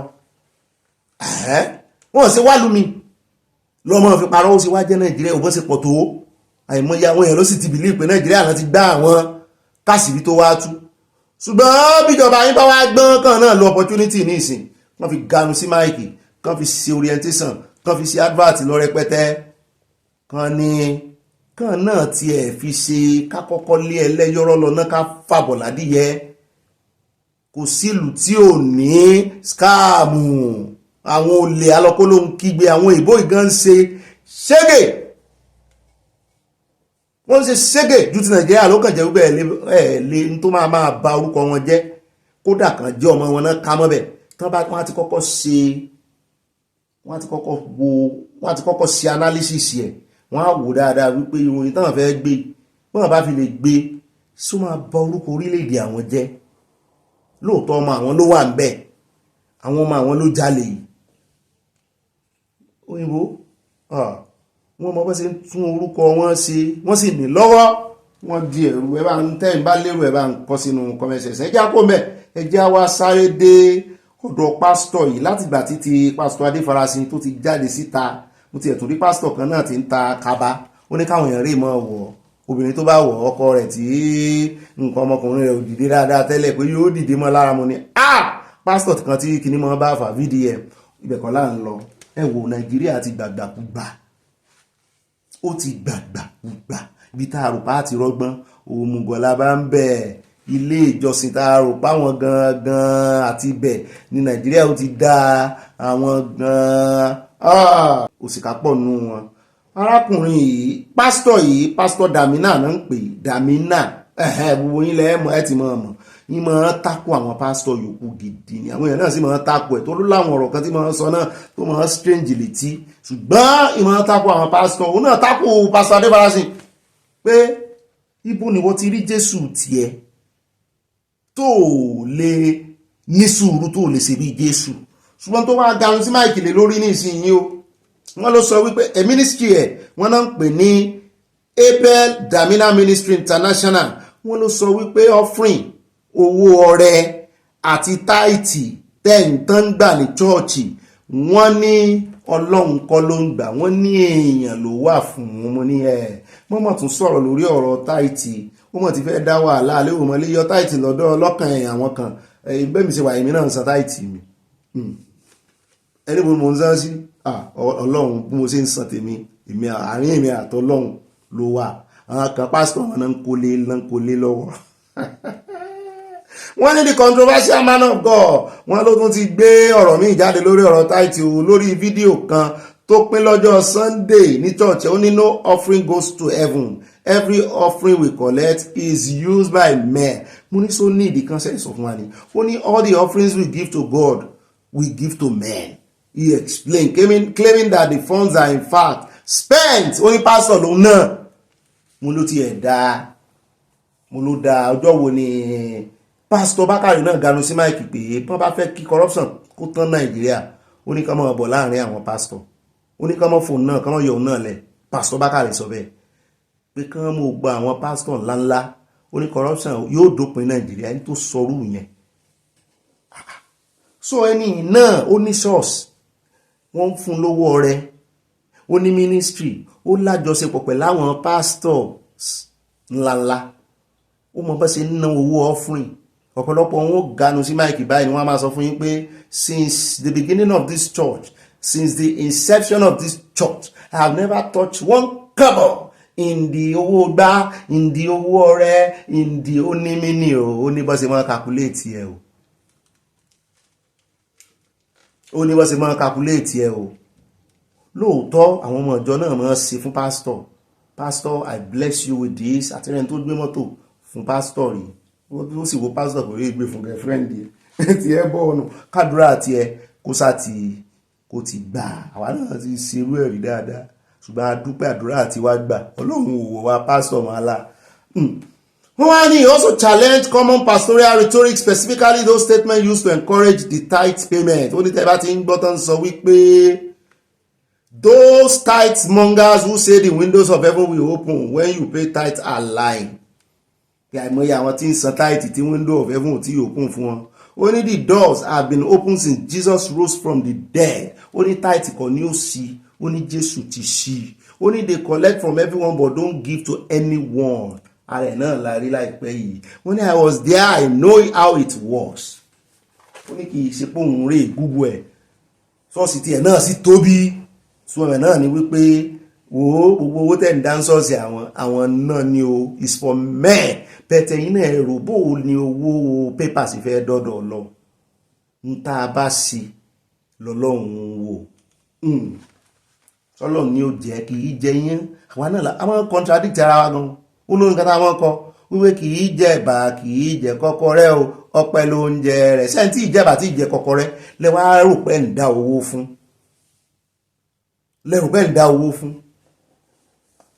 Kó bá ní ó dáa, mo dá owó yìí fún ìlọsíwájú church, mo dá owó yìí ká fẹ́ fi kọ́ church, mo dá owó yìí fún widow smite, mo dá owó yìí fún àwọn ọmọ kékeré, mo dá owó yìí. Bọ́sẹ̀ wọ́n ṣe ń bí inú wọn ní béèrè owó tithe tàbí owó offering lọ́wọ́ rẹ̀ ń bí kán wá sọ pé Ọlọ́run ló ní, wọn ní sọ bẹ́ẹ̀ fún ọ. For the need of the church nílé ayé, wọn ìnáwó lọ́rùn. Ẹ bá ti lọ rí tó ná náírà àbí dọ́là ń bẹ kó wá sọ. It's for the need. But àwọn pastor máa pọ́n mọ́ bí ẹni wípé if you don't give to God, and ìbẹ̀rù náà fi ń sin Ọlọ́run Nàìjíríà, wọ́n ti kó ìbẹ̀rù ṣáájú. Wọ́n bá ti san báyìí, mo rẹ́ ní ìkànnú àwọn big pastor yẹn tán tó ń fi ègún lé àwọn tí ò san tithe. Mo ní ṣé tithe Ọlọ́run sọ wípé bẹ́ẹ̀ bá san tithe lẹ́tọ̀ọ́ owó ìjọba wọn ni. Ebe èèyàn kan sọ tán kọ́rọ̀ wọn jẹ padà. Akànnì amúwá fún yín ni o, ẹmọ́ ká mọ́ sọ di preaching o. Bá kó ń bẹ́ẹ̀ nínú abala sáná wọlé. Ní báyìí ẹja rọ́dọ̀ Rẹ́nu Mọ́kìrì, ó tún ti ṣe fídíò míì. Bẹ́ẹ̀ náà ló kó àwọn kan tọ́jọ́ tẹ̀léra wọn lẹ́ńtẹ̀lá àfà, ó múra, ó wọ green white green Nàìjíríà. Ó ní òun máa tún fídíò yẹn ṣe. Òun máa rí wípé òun confuse yín nítorí wípé ẹ̀gbà ń gbọ́. Ó ní ẹni tó bá wù kó gbà ń gbọ́ o, ẹjẹ́ á gbọ́rọ̀ lẹ́nu ẹ̀. We are at kilometer 19.5 and everything is verified by the mileage of the car, and that will be giving video evidence, photographic evidence will be given to everybody present and members of the public if they so want. So if we're at 19, what happens to the rest 11 kilometers that are supposed to complete the 30 kilometers? Well, like I told you, if you recall at the beginning of this, he's going to go to Electoral. He's going to go to Electoral and then capture. So he's going to go to almost at the border between Lagos and Ogun State and then capture backward from Electoral to Okun-Aja. So right now we are at Okun-Aja. So this gentleman and some journalists have volunteered. I think the journalists from Vanguard, journalists from Legit, and journalists from anyway, so they're going to go with him. And where's the drone? Okay, that's the drone. So the drone is a special drone that captures distance. And as I said, all of that video, photographic, and documentary evidence will be given to everybody present here. So let's round it up by asking you this. There are some who believe that we're here to see for ourselves. We've seen the work done. We've seen that even where in abandoned, where places you can call portions that you can say abandoned, work is ongoing there. What do you have to say to those out there who don't know what exactly is going on and have the impression that they just commissioned 1-2 kilometers and they say they finished 30 kilometers? I mean, the thing is, people in government have to develop a thick skin. I left California yesterday. I haven't slept. I just took a shower when you guys were coming, and then I put this on and I came here. People in government should not think that people who raise these objections are enemies of the state, are haters. No, they have a right. A lot of these people are patriotic citizens. When people raise questions like this, it is not possible to over-inform them. You can only under-inform them. It's not possible to over-inform them. You can only under-inform them. So give them the information. Bring them on here. If they insult you, under President Jonathan, I was the most insulted human being in Nigeria. Myself, Ruben Abati, and the president. And here I am. I'm 51 years old. I don't think the insults have done so much damage to me.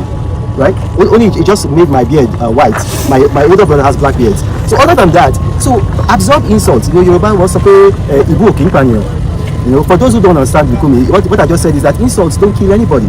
Insults don't kill anybody. I haven't had breakfast. I haven't eaten anything. I've come here because I want the people of Nigeria to know that this is actually a good project. From the World Bank, what they're saying is that this project alone is going to expand Nigeria's GDP by at least 12%. At least 12%. So what you're going to see is that people can fly into Nigeria from Murtala Mohammed International Airport, and then you have tour guides. We'll just bring them all of this way to enjoy our coastline. They're going to be bringing in money into Nigeria. And then you're going to have people here. Now look at all of these houses. The value of these properties is just going to increase exponentially. And that's adding more to our GDP. So it's a good project. Let us not destroy the government. Let us not tear the government down. Okay. Thank you very much for talking to us and for lending your voice to the reality that is ongoing here as well can see it. Thank you guys to Premium Times, to Vanguard.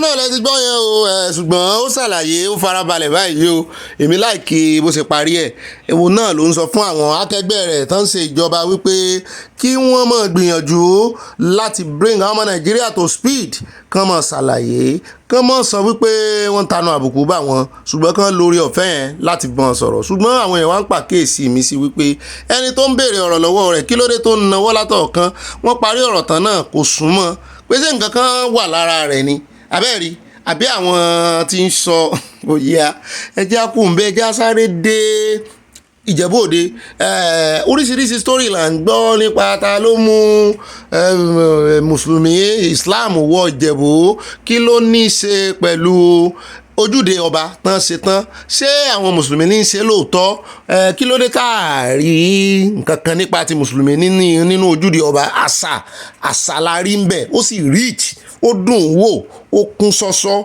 bó ló ṣe jẹ́ gangan ẹjẹ́ sáré gbọ́ lẹ́nu bàbá wa yìí wọ́n gbé wa débẹ̀ pàápàá.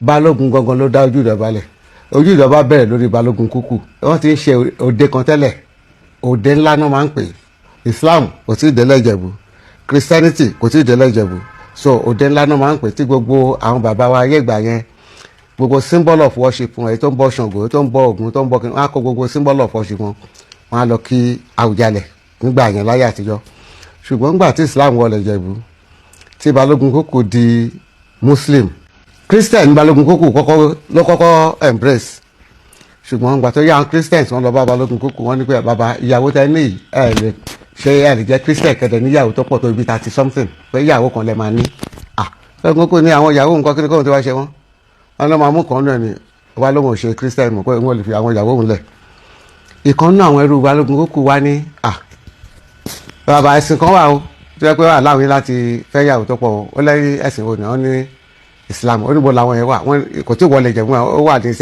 side òkè ọ̀yà oníkọ́lọ́pọ̀ yẹn wá.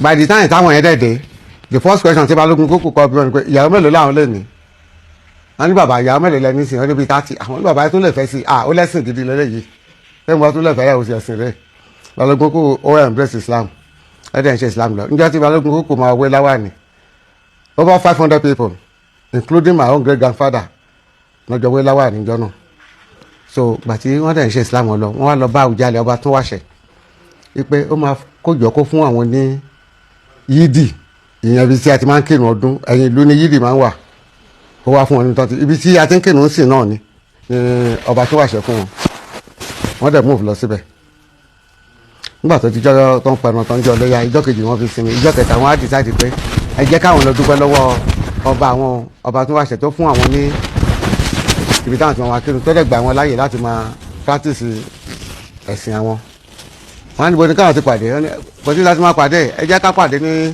ojúde ọba ńbẹ̀ náà ni ojúde ọba ìyẹn ní King's Court níwájú palace ojúde ọba ẹ jẹ́ ká pàdé ńbẹ̀ ibi tí ọ̀rọ̀ ojúde ọba ti kọ́ ọmọ fún yẹn so ẹ rí i pé Balógun kúkú ló dá ojúde ọba gangan lẹ̀ yàtọ̀ sí òde ńlá tó ń ṣe tẹ́lẹ̀ so ojúde ọba legacy tí Balógun kúkú filẹ̀ òun ni àwa Balógun pàápàá àwọn Balógun tán ti lọ òun ni gbogbo asan lé lórí.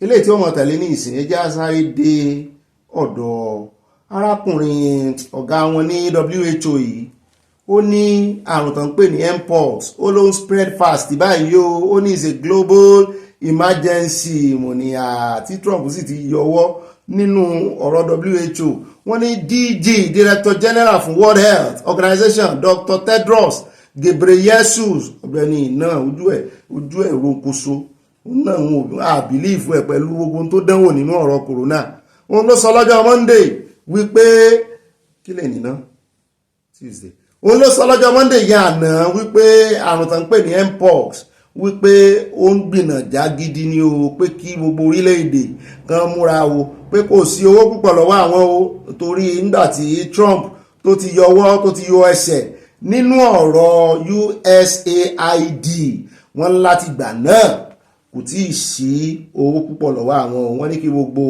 orílẹ̀-èdè kan jọ kan múra o mo ní àjíṣẹ́ o ẹjẹ́ àpò ń bẹ́ wa ní rí jù báyìí lọ́nù àwọn ìròyìn sánáwọlé wa fún tòní ní pápá ẹjẹ́ invite àyá káyà wá gbé wa débẹ̀ nínú abala tí ó mọ̀ tẹ̀lé abala ẹ̀yìn olólùfẹ́ wa abala kọmẹsẹ̀sán àyá ó yá pápá àròjọ mùsùlùmí. mo máa kí n káàbọ̀ sínú abala ẹ̀yìn olólùfẹ́ wa o ìyá mi Tina Parker láfi bẹ̀rẹ̀ wọ́n tẹ lọ́fọ̀ alára sí mi 100% wọ́n ní Bobby we are patiently waiting for your fantastic broadcast wow ó pẹ́ díẹ̀ lánàá àbí ẹ mọ́ bínú mo tẹ lọ́ọ̀fù sí wọ́n ti mísì mi fọ́. ìyá mi Ọlápẹ́jọ́ àṣà ìwọ́n ní Ọ̀gbẹ́ni Bobby ibà sojú abẹ ní kò ti tọ́ Fúlàní lè ní àwọn ènìyàn ní ìgbẹ́jọ́ ṣùgbọ́n Ọlọ́run ju Fúlàní àti gbogbo ẹni tí tó wù kí ó máa tì wọ́n lẹ́yìn ní agbára Ọlọ́run bí Fáráò ṣe ní agbára tó Ọlọ́run ju Fáráò àti gbogbo àwọn ọmọ ogun rẹ̀. Yorùbá nation from no going back from Chicago ó tọ́lẹ̀ sọ o bẹ́ẹ̀ ni ó tọrọ gbà gbogbo ọ̀rọ̀ tẹ́ sọ akàn pàkíyèsí àwọn bàbá wa sí ni pé a ní fojú sunkún wọn ò kàn nífura o kàn mọ́ dẹ̀jú o.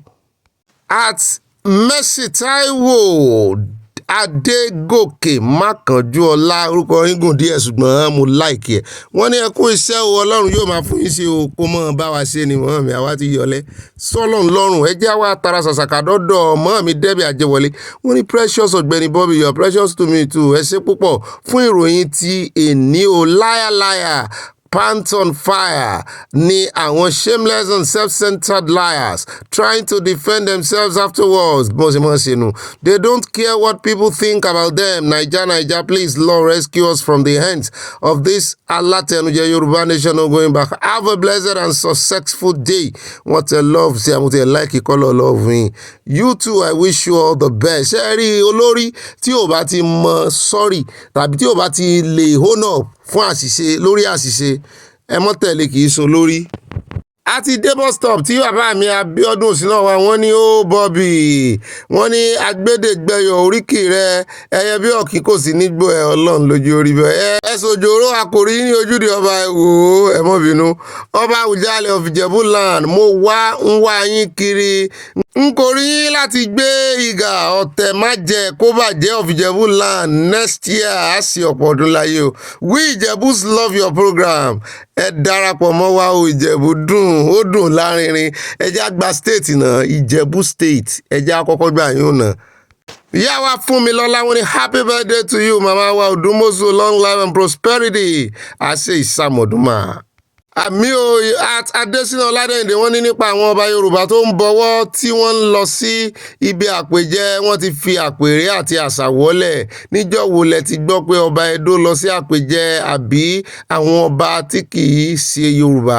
Ọdún tó kọjá ni àwọn Fúlàní fẹ́ jẹ oyè wọ́n ń joyè kiri ilẹ̀ Yorùbá ni. Láti wẹ́tọ̀bá nílùú Ẹdó àwọn ọ̀dọ́ àti olóyè Ẹdó yarí pé àwọn ògbà bẹ́ẹ̀ ni ọba Odó kí wọn lẹ́yìn pé ilẹ̀ Haúsá ni kí wọ́n ti lọ máa joyè wọn kí olóyè kí ọba tuntun ní Ìjẹ̀ṣà ọwọ́ àbòkun wọ́n ti fàtíkù joyè kan tó dórí oyè. Àti dọ́dọ̀ mọ́ mi ọlọ́jọ́ bí wọ́n ti ta tẹ́ǹtì sí bí o wọ́n ní ẹ ṣeun owó ìdílé aláyọ̀ for celebrating with me on my birthday. Thanks for all the best wishes and prayers. Ènìyàn lásán mi mo dúpẹ́ òyà wa Sọlá Odùmọ̀ṣù yóò dáa fún yín yóò yẹ yín kò ní yẹ ẹ lẹ ọtún bá ń kọ́ ẹ mọ́ bá ń ṣe ẹ lò sí girama o. Ó dá ẹjẹ́ àdọ́dọ̀ Electoral mi Fatima Abubakar wọ́n ní sábọ́bì ìbáyẹn nàná ẹkú iṣẹ́ ẹkú ètò Ọlọ́run nítò olúwàkùnrin padà lẹ́yìn yín àṣẹ àmì Èdùmàrè. Patients are always right. Medical practitioner will always be patient and at alert. Oòduà nation no going back. Wọ́n tẹ love oríṣiríṣi sí a wọ́n tẹ star sí. Bàbá mi Rahimi Yusuf wọ́n ní àbọ̀rúbọ̀yè babaláwo àárín ìwárí wọ́n ní Ọ̀gbẹ́ni Bobby ẹjọ́ níbo ni Lai Mohammed wà èmi náà rí àti ẹ̀fẹ̀ rí àgbúrò rẹ̀ mọ́ owó tó mọ̀ ní bó ti ẹ̀ farahàn nínú news kankan. Ọ̀gá àwọn onírọ̀ Yorùbá nation náà wọ́n tẹ lọ́ọ̀bù sí a tá ń gbúrò láyé ẹ jẹ́ àtàrà ṣàṣàkà dọ́dọ̀ bá mi Emmanuel Ọlọ́finíkà wọ́n ní mo kíyìn Ọ̀gbẹ́ni Bobby àti àyà ògbólé ń kíyìn o. Iṣẹ́ ńlá ni gọ́vnà Ṣèyí Mákindé ṣe o mo sì gbé kúndùsì ńlá fún wọn àmọ́ ìbádára tí gómìnà bá lè jẹ́ kí àwọn ọdẹ ìbílẹ̀ darapọ̀ mọ́ àwọn àmọ̀tẹ́kùn láti wá egbò dẹ́kun fún àwọn darandaran náà ń pera àwọn yìí pátápátá láti LA California wọ́n tẹ lọ́ọ̀fù sí abóò ní LA ní ìsìn wọn náà protest ń bẹ̀ yẹn gan ni. Ẹjọ́ Ọlọ́run mọ̀ bá a sọ yín o. Àtolú ní Káyọ̀dé bá mi ní Ọ̀ní kò mọ̀ nípa àṣà Yorùbá ló sì máa ń bọ àwọn ènìyàn lọ́wọ́. Ọba máa ń ju ìrùkẹ̀rẹ̀ sí ènìyàn ni. Ọba Yorùbá kì í bọ ènìyàn bẹ́ẹ̀ ni kì í béèyàn bọ̀wọ̀. Ìrùkẹ̀rẹ̀ ìtumọ̀ ènìyàn ìrùkẹ̀rẹ̀ lọ́ba fi mọ́ kíyàn. A sì sọ làwọn kan ní nígbà tí wọ́n kọ́kọ́ wọlé sọ́dọ̀ ààrẹ kí wọ́n dáadáa wọn bọ̀wọ́ ńgbà náà ìgbà tán fẹ́ jáde wọn bọ̀wọ́ ṣé táìmì tán bọ̀wọ́ là ń sọ àbí kò tiẹ̀ dá kan bọ̀wọ́ ọba kò dá kọ́ bá bọ̀wọ́ ẹjẹ́ á sọ síbi tọ́rọ̀ wá o. Mọ́ mi Adésọlá Ọládèjì wọ́n ní ara Ọ̀ní eléyìí ò balẹ̀ rárá o. Ṣé Ọ̀ní àná bàbá Olúbùṣe kí Ọlọ́run dẹlẹ̀ fún wọn ǹjẹ́ wọn a máa bọ̀wọ́ kiri báyìí tí ó bá jẹ́ wípé wọ́n bíà ó yẹ kí Ọ̀ní jókòó sílé ni ó dà Ọ̀ní ti gbọ́ ẹ yé dójú ti àwọn ọmọ Yorùbá mọ́ o. Ọ̀ní ò ní ṣe bẹ́ẹ̀ mọ̀ wọ́n ti gbọ́ bá náà wọ́n ti gbọ́ yóò dáa fún ìwọ̀n mi. Ó dẹ̀ já dọ́dọ̀ ìyá mi Dorcas Kazeem wọ́n ní ó Bobby ẹ kú iṣẹ́ wo lóye púpọ̀ kò ṣeé má gbọ́ ní ìròyìn alalẹ́ yìí o bí ìgbà tí ènìyàn jẹ gbèsè ni bí ènìyàn kò bá tí ì gbọ́ mo ṣe kùndùsì fún àyà àti ọ̀gá rẹ̀ Yorùbá nation going back kíré o wọ́n tẹ lọ́ọ̀bù sí abẹ́ẹ̀rí sí Ọlọ́run. Ìyá mi Rizkot Adigun wọ́n ní ibà Porchis wọ́n ní Sanwó-Olú APC bàbá Tinubu àwọn ẹran ń tan ara wọn bí àwọn èèyàn ṣe ń tan ara wọn ẹran náà ń tan ara wọn ṣùgbọ́n kò sí ẹni tí ó lè tan Ọlọ́run bẹ́ẹ̀ ni o. Ọjọ́ ńlá ni ọjọ́ ìdájọ́ níwájú Ọlọ́run wa láì mo lọ́ọ̀fù yín bàbá mi mo lọ́ọ̀fù yín wọ́n fi lọ́ọ̀fù ránṣẹ́ sí a wọ́n kọ́ gẹ̀dẹ̀ lé lórí salam. Ẹjá dọ́dọ̀ mọ́ mi Adéníkẹ́ Adésanya àwọn náà Ọ̀gbẹ́ni Bobby yìí bá oníwà ìrẹ̀lẹ̀ akúṣẹ́ ọlọ́mọ lù ó mi ò lè ṣe kí n má gbọ́ ìròyìn rẹ ní ọjọ́ kan akú ojúde ọba o mo sì ń gbádùn agbádá rẹ àfi bí àtẹmọ́ àyà wá sí ojúde ọba wọ́n tell us you are from Rhode Island USA mọ́ mi yóò dà fún mọ́ mi Adéníkẹ́ Adésanya.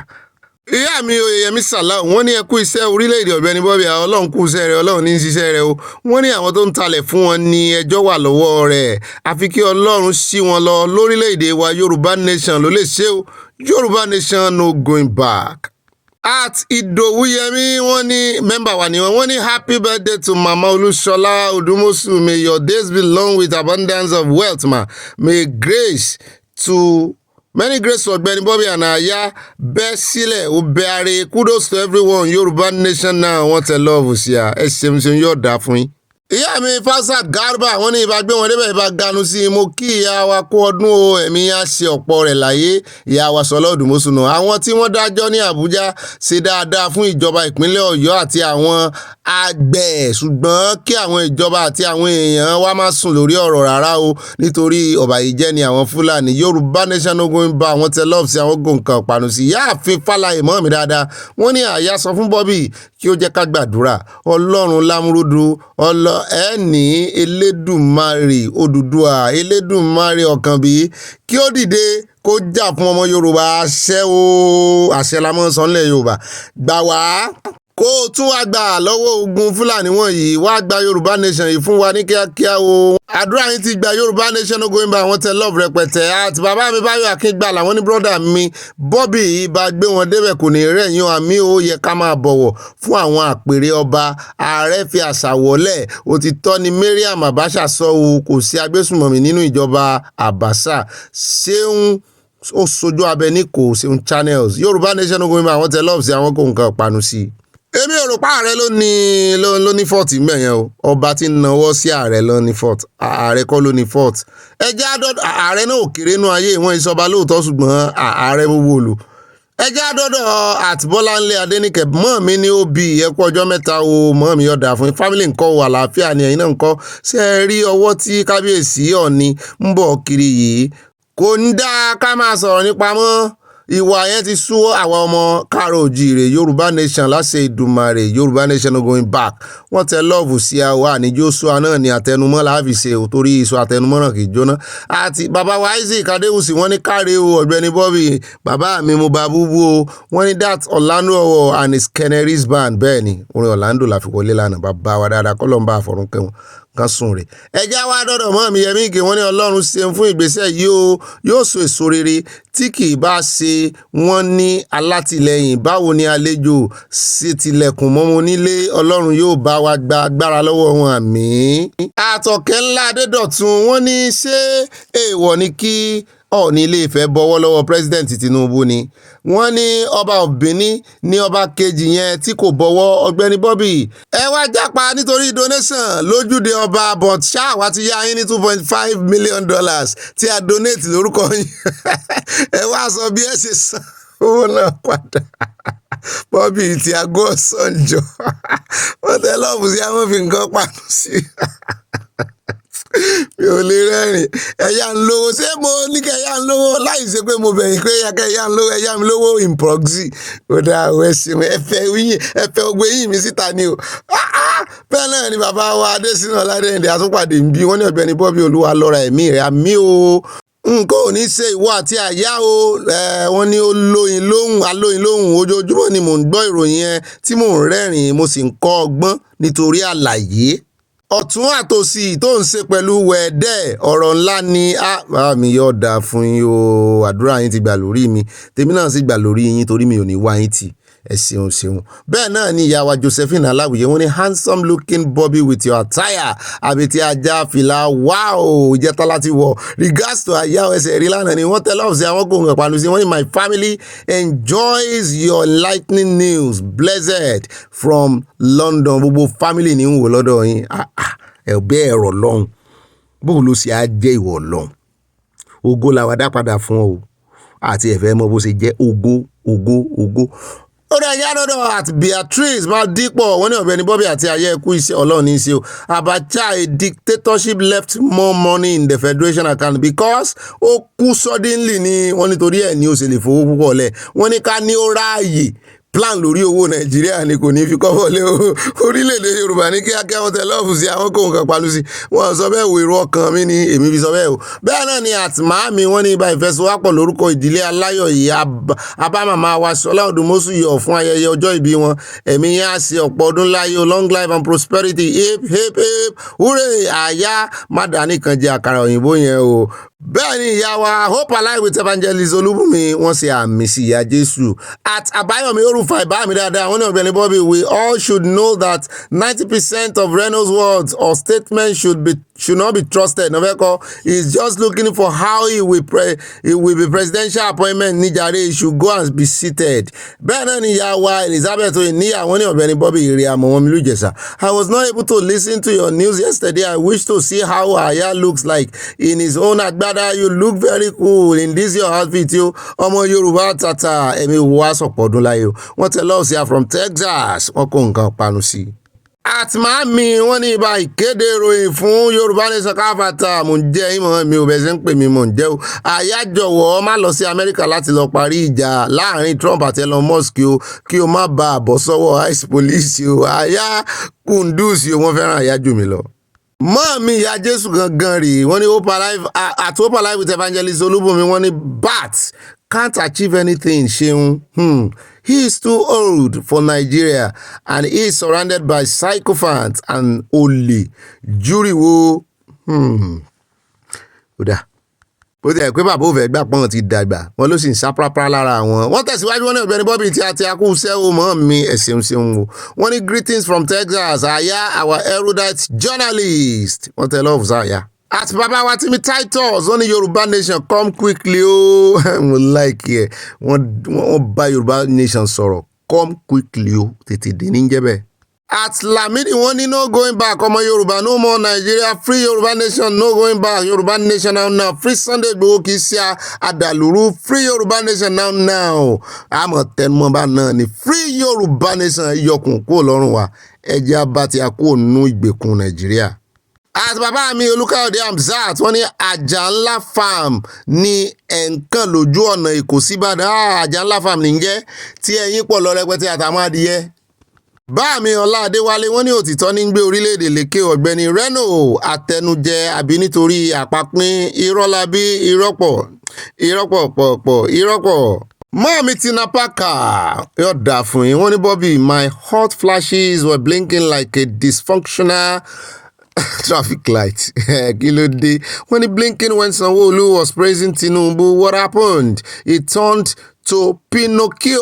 Pinocchio ló tọ́nu sí yóò dá ó di àwọn cartoon. When I couldn't believe somebody would be so dishonest in the interview. Ẹ̀yin náà rí i pé bàbá dishonesty ní tó sọ mẹ́yẹn. Only we should be praising the former lady.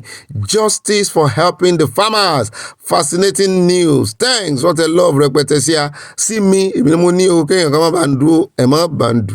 Nǹkan mi ní ó bá ti jọ́dọ̀ ìyá mi Tina Parker ló ti wá. Wọ́n kó fúláwà lé lórí wọ́n ju kísìsì sí mi. Ẹ jọ̀ọ́ àwọn ọmọ mi kan wọn ò dúró wọn. Mọ́ mi mo rohun ṣé iṣẹ́ náà ló jẹ́ kẹ́ ẹ já mi jù lẹ́tọ̀ọ́ yìí. Ó dáa o. Ẹjẹ́ àdọ́dọ̀ Àjíbúwà Babátúndé Johnson bàbá mi dáadáa wọ́n ní àwọn ọba yahoo èwo nù wọn ẹ̀ bá ti fi signature wọn sí. Ẹjẹ́ àdọ́dọ̀ Abíọ́dún Adéyẹmí o wọ́n ní ògidì irọ́ ni ọmọ bàbá ń pa o gbogbo wa kì í ṣe mùmú ọmọ bàbá tó mi orí lọ́rùn irọ́ pọ̀ níbẹ̀. Ọ̀gbẹ́ni Bobby mi ẹ̀ka lẹ́wọ̀ Ọlọ́run ọba yóò máa bá wa ṣe àmì o àdúrà yín ti gbà lórí wa. Mọ́ọ̀mí ìyá Jésù at Hope Alive with Evangelist Olúbùnmi wọ́n ń dúpẹ́ lọ́wọ́ ìyàwó àárín adé tí wọ́n explain surrogacy fún wa lánàá. Bàbá mi Kẹ́hìndé Salimat Oseni wọ́n ní brother ṣeun ẹ kú iṣẹ́ takuntakun o Nigeria is not a nation okay one language one nation we are not one language in Nigeria o Yorùbá nation no going back. Bá mi Fọlọ́runṣọ́ta nímọ̀lá kò sẹ́dá kan wọ́n ní Ọ̀gbẹ́ni Bobby ẹ kú ètò Ọlọ́run ní tò ẹ bá mi béèrè lọ́wọ́ Fúlàní together.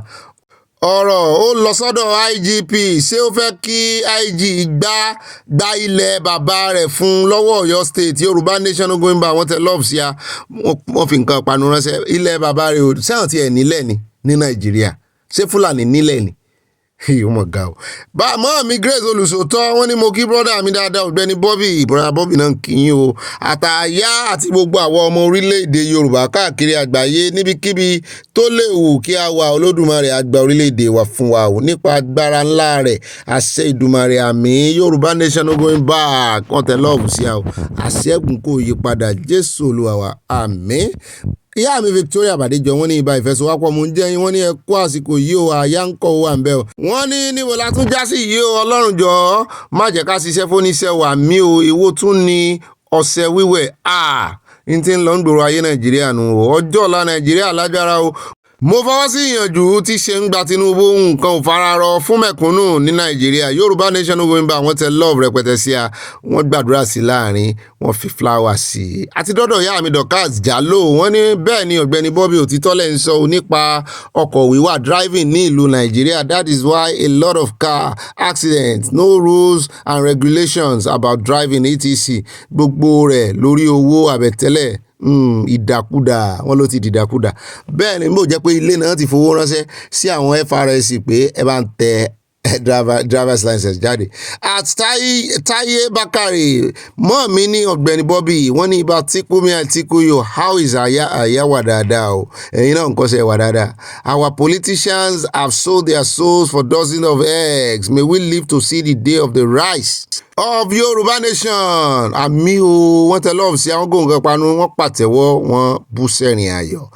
Àmì àdúrà yín ti gbà. Báàmí Abe Ayélọ́jà, wọ́n ní Chief Obi, mo ń jẹ́ yín báàmí, blessed week to us all on your show. Me and my wife enjoy watching your show every day. See Portable may sound crazy sometimes, but I like what he said yesterday about relationships and trust issue. Bẹ́ẹ̀ ni gbogbo ọkùnrin ló yẹ kó like n tó sọ, toró ó sọ̀rọ̀ dáadáa lánàá ara ẹ̀ wálẹ̀. Wọ́n tẹ lọ́ọ̀bù sí àti nǹkan panu. Abe Ayé ní market yóò dà fún Ayélọ́jà níjẹ́ bẹ́ẹ̀.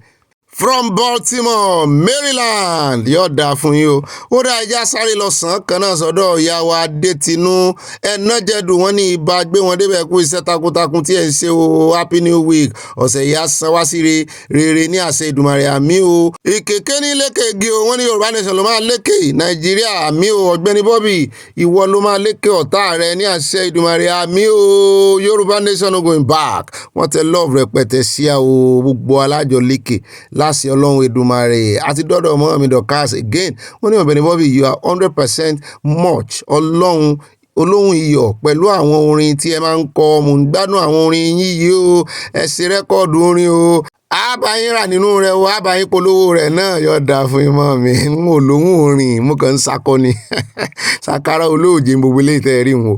Wọ́n tẹ lọ́ọ̀fù sí a o. Ìyá mi Táwa Kálítù, Àbíkẹ́ Táwa Kálítù, mo bọ́ lọ́run dúró. Wọ́n náà Ọ̀gbẹ́ni Bobby, ẹ kú ètò, Ọlọ́run yóò máa bá wa ṣe o. Orí ni ẹja ti ń bàjẹ́, ẹ̀mí ènìyàn kò nítumọ̀ sí àwọn ará Nàìjíríà bí wọ́n ṣe máa wo ọkùnrin yẹn níran títí ẹ̀mí yóò fi bọ́ nínú nìyẹn o. Wọ́n ní kò sí ìbọ̀wọ̀ nílé ìwòsàn ìjọba ṣé ìlú nìyẹn láti California. yóò dáa fún yín o, ìyá Táwa Kálítù, gbogbo excuse ọpẹ́lọpẹ́ kámẹ́rà. A ti wà lọ́dọ̀ bá mi Adégbọlákúnlé, wọ́n ní Ọ̀gbẹ́ni Bobby tí a ti wọ́n fi nǹkan panu ránṣẹ́. Wọ́n ní you are doing great work my brother. Ẹ ṣeun bá mi o. I'm tested of my nation. Yorùbá Nation is the only answer. Ó gbẹ́rẹ̀ ó ń gbé àwa náà o. Ebi Yorùbá Nation ń pa wá, kó jọ kó tètè dé wọ Ọlọ́run ṣàánú wa lórí Yorùbá Nation. Mo rí nǹkan parun tẹ́ fi ránṣẹ́ o.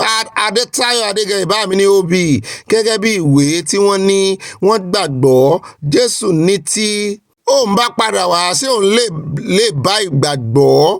Olódùmarè ló mẹni tí ó ń sin òun. Ìbùkún ni fún orílẹ̀-èdè Yorùbá. From Newark, New Jersey, USA, wọ́n tẹ lọ́ọ̀bù sí a, wọ́n kó nǹkan panu lé ẹ wò, Ọlọ́run ni ó ṣàánú wa. At Captain Mike Adesanya, ẹmọ̀kújọ́ mẹ́ta bàbá mi, wọ́n ní great man of our time. I greet you and I say kundus. So may your days be long on planet Earth. Amen. Ọlọ́run ni greatest. As for the hospital that refuses to attend to an accident victim, it happened at Federal Medical Center, Abuja. Wọ́n ti fún allocation, wọ́n ní Federal Medical Center Abuja ló ti ṣẹlẹ̀, and those involved has been attended to. Wọ́n tẹ lọ́ọ̀bù sí a, wọ́n fi nǹkan panulé, wọ́n bú sẹ́rìn ayọ̀. Mo ti ẹ̀ gbọ́ pé federal government náà ti ṣíjú lé wọn. Bẹ́ẹ̀ náà ni at Fakunle Kabiru, bàbá mi ní Ọ̀gbẹ́ni Bobby alias Afọbajẹ of Ijebuland, kùndùsì fún yín o. Wọ́n tẹ lọ́ọ̀bù sí ẹ tún ti sọ mí ní Afọbajẹ. Ẹ jọ̀ọ́ o, wọ́n tẹ lọ́ọ̀bù sí èmi náà tẹ lọ́ọ̀bù sí yẹn padà, mo bú sẹ́rìn ayọ̀. Ó dá o, ẹ káàbọ̀ padà o, ṣé dáadáa ni sáàlà ni àìmọ̀ pààlà ni. Ó yẹ wá nǹkan jókòó lé ní pápápá ká mọ̀ wọnú àkójọpọ̀ ròyìn báyẹ̀ bá pín kòkàlẹ̀ kòkàkọ̀ ẹ wá nǹkan panu náà sí o. Ẹ mọ̀ sọ fún pé ẹ ti jẹran ọdún tán o. Ẹ mọ̀ yá jẹ ẹ ṣáàdìgbẹ, ẹ mọ̀ yá jẹ wá nǹkan lómi tútù sí kẹ́ ẹ mọ̀ fi tì sọ́hùn kémi wá mọ̀ gbé yín débẹ̀ nù àkójọpọ̀ ròyìn. Alákọ̀ọ́kọ́ nù àkójọpọ̀ ròyìn tòní ẹja dé ọ̀dọ̀ ẹgbẹ́ onígbàálẹ̀ APC níbi tó ti ganu sí Mike tí wọ́n ti ń kìlọ̀ lákọlákọ fún former Senate Chief Whip. Wọ́n ní alẹ́ ìlú mẹ́sọ́ra rẹ̀ àtúngbọ́ interview tó ṣe lánàá níbi tó ti ń sọ wípé Tinubu ò lè mú jẹ ní tó ṣẹlẹ̀ sí Jonathan ní ó ṣẹlẹ̀ sí Tinubu pé ó ń gbẹ́kẹ̀lé defection wípé ṣe bí àwọn aráàlú ṣe bọ́ọ̀ náà máa dìbò àwọn ò sì defect àwọn loyalist ààrẹ Tinubu ló ń defect ẹ mọ̀ jẹ́ ń tún ọ̀rọ̀ tó sọ lánàá sọ àtúnwé asán ni ó jà sí. ẹgbẹ́ APC ti wá sọ wípé lórí kọ́mẹ̀ntì tó sọ wípé ex-president ìyẹn Goodluck Jonathan wọ́n ṣe treat ẹ̀ wípé n tí ó ṣẹlẹ̀ sáàrẹ Tinubu nù wọ́n ní wòlíì báàlì ni wọ́n ló ní sọkúsọ ni wọ́n ní Ìgbòho ló gba iṣẹ́ ìyìn rere ló gba Ìgbòho ló gba ìpè tí ń ríran òdì.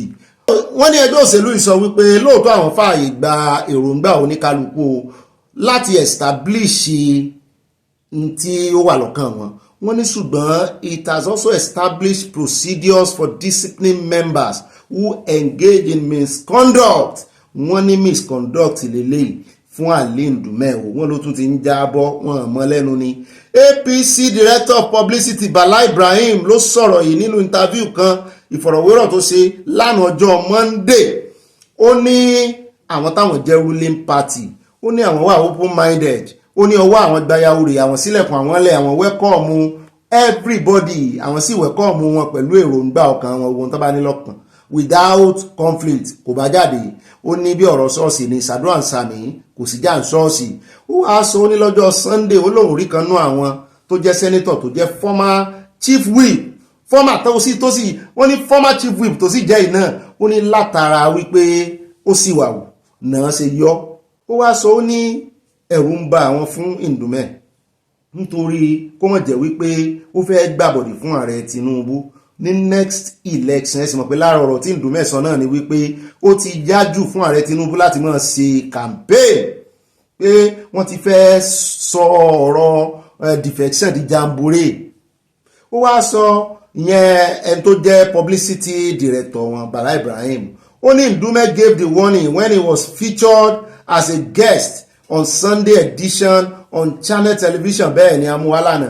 ó ní the 2015 presidential election ti Jonathan tí ó figagbága ìyẹn ní abẹ́ ẹgbẹ́ òṣèlú People Democratic Party ó ní tí APC sì defeat wọn ìyẹn ló mú kí Buhari Mohammed kó wọ orí kó gorí oyè ńgbà náà tí ààrẹ Tinubu sọ wípé àwọn làwọn tì lẹ́yìn. wọ́n ní the former military ruler ó ló gba 15 million 420 ó ṣàsọyé vóòtì tó gbà pé tí Jonathan sì gba 12 million pé wọ́n na Jonathan pé the election was historic as it marked the first time a sitting president lost a re-election. Tinubu could be given the Jonathan treatment because Jonathan also had 22 governors who endorsed him. àkíyèsí lásán ní Ndùmẹ́ ń pe ààrẹ Tinubu sí pé kán mọ́ fi kíní ìrú wọn lójú. àwọn gómìnà kan wọ́n ń defect. ó ní Jonathan ó ní 22 governors ló ní nínú gbogbo 36 states. ó ní síbẹ̀ náà ó fìdí rẹmi. ó nítorí ẹ̀ ló ń ṣe ń sọ̀rọ̀. ó nítorí wípé gbogbo endorsement yẹn tí wọ́n ń ṣe fáàrẹ Tinubu sìn ó ní ó lè jẹ́ lórí irọ́. APC ti wá kìlọ̀ fún wípé kó mèsọ́nu àwọn òránṣẹ́ kó gbẹnu ẹ̀ dákẹ́ o.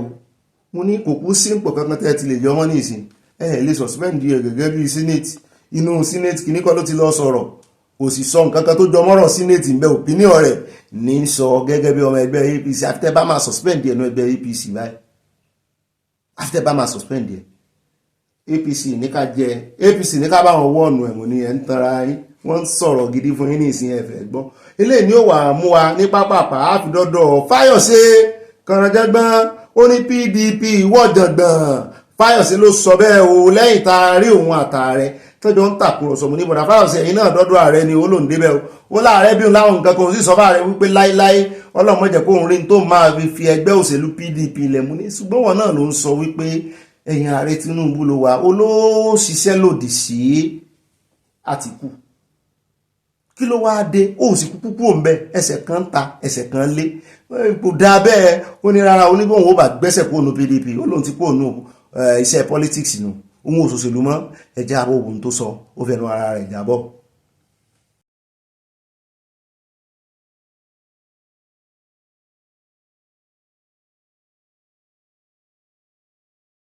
Well, my visit is personal to further encourage him to continue to do what he's doing for Nigerians. No one is saying it is easy, but there's no miracle that can turn around things overnight. But for the little the president has done, we must commend him. I was one time critic of the last administration, but you cannot compare the situation now. So for me, I'm here, one, to take the opportunity of his homecoming, to visit him, and to encourage him to do more for Nigerians. Your Excellency, we know you quite well of the other party, and this is another party ruling, but you so much have trust and hope in this man. Why that? Well, even while I was in office as a PDP governor, sitting governor, I've always believed in his leadership. And I did not hide my support for him, even before he became the president. And the only thing we can do as leaders of this country today is to continue to encourage him to lift up his hands, to make the public understand how uneasy it is to lead. An economy that is down and today is being stabilized. You see, there's a difference between things changing outrightly. There's no miracle. But stabilizing the economy, stabilizing the currency, and few courageous steps the president has taken and the achievement of his administrations put hopes in tomorrow for all of us. Your Excellency, we have seen recently movements, inter-party movements, yes, particularly from your party to the ruling party. How do you react to this? Well, let me first of all clear this. Ayo Fayoshi will not move from PDP to any political party, not even APC.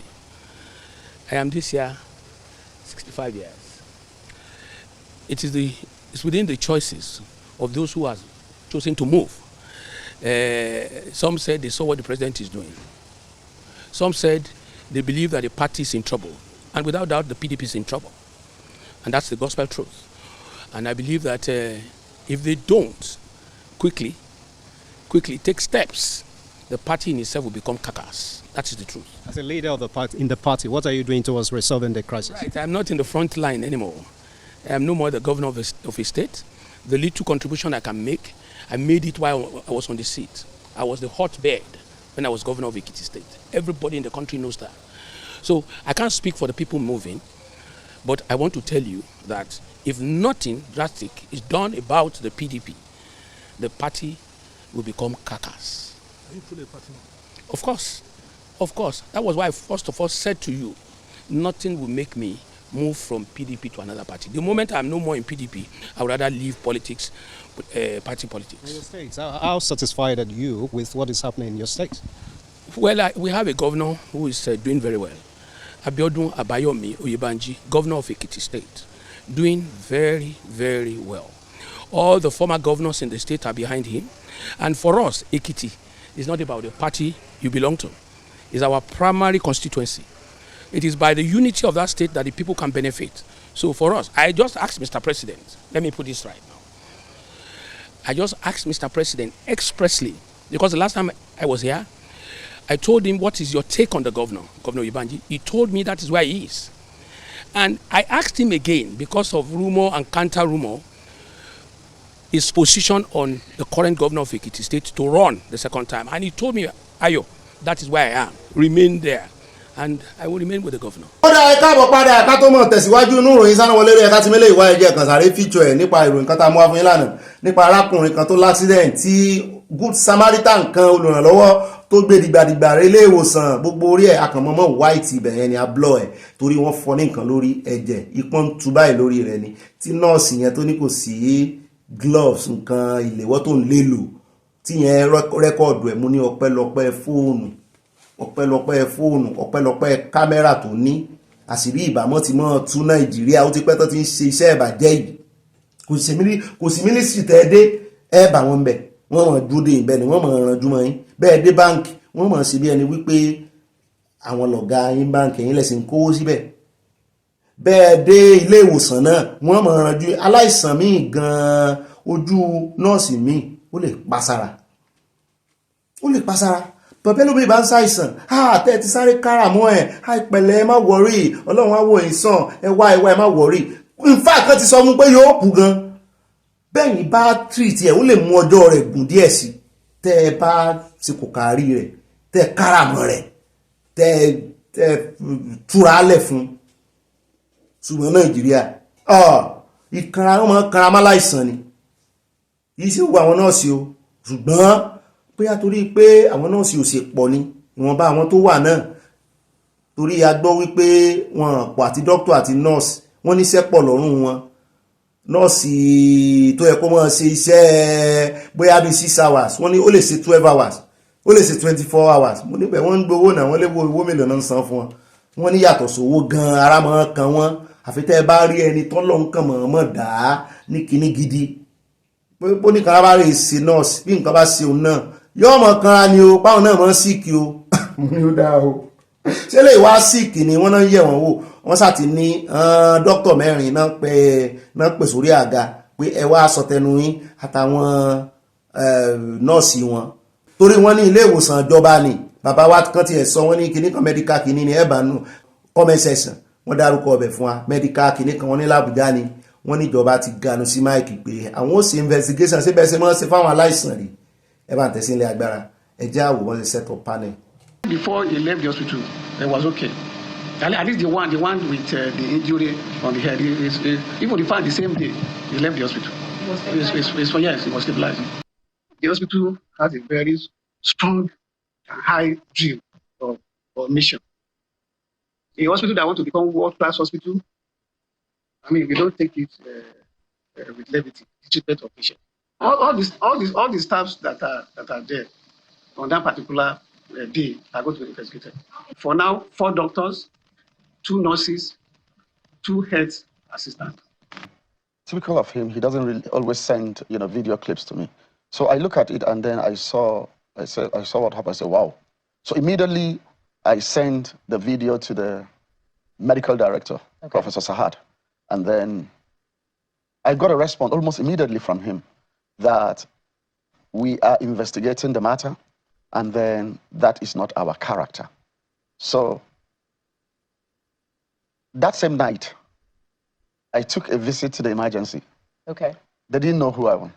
I went on jeans and T-shirts, and I just went there looking for somebody. I said, okay, and I, to see how they are handling, patients, and to get first-hand information on that matter.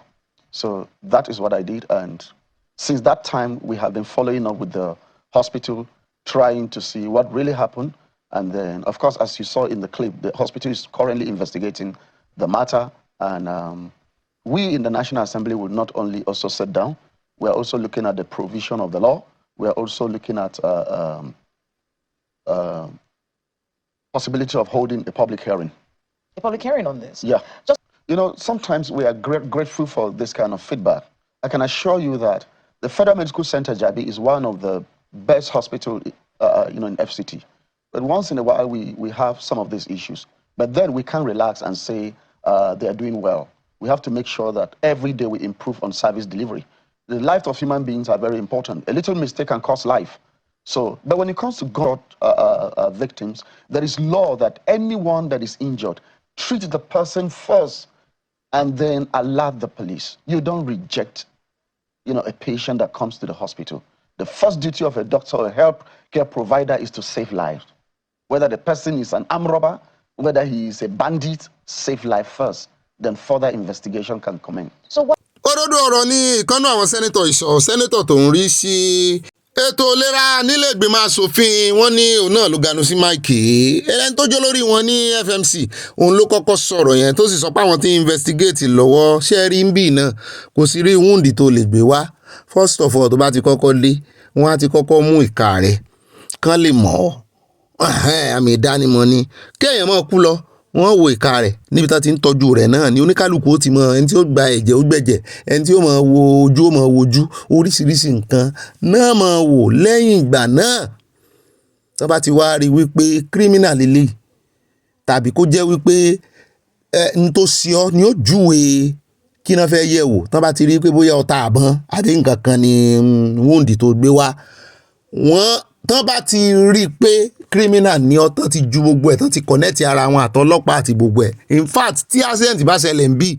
tàbí tí nǹkan ti jàǹbá bá ṣẹlẹ̀ iná lásán tẹ́ ẹ bá rí téèyàn kan fọn siren bọ́ ẹ mọ̀ rò pé panápaná nìkan o panápaná nìkan kọ́ ní ń bọ̀ ládùúgbò yín o ọlọ́pàá ó tẹ̀lé àwọn kí náà tún máa ń pè àwọn yẹn náà àwọn á tún tẹ̀lé oríṣiríṣi ó lè tó bí gúrùpù 4 tán máa tẹ̀lé ra àwọn tán máa ṣe bí ọ̀lẹ́ńtẹ̀ láàfà àsẹ̀yìnwá àsẹ̀yìnbọ̀ tán bá ti find out pé criminal lélẹ̀ ibi tí wọ́n ti ń tọ́jú rẹ̀ náà ti so ṣẹ̀kẹ̀ṣẹ̀kẹ̀ mọ́ lọ́wọ́ mọ́ ara bẹ́ẹ̀dì níbi tí wọ́n ti ń tọ́jú rẹ̀.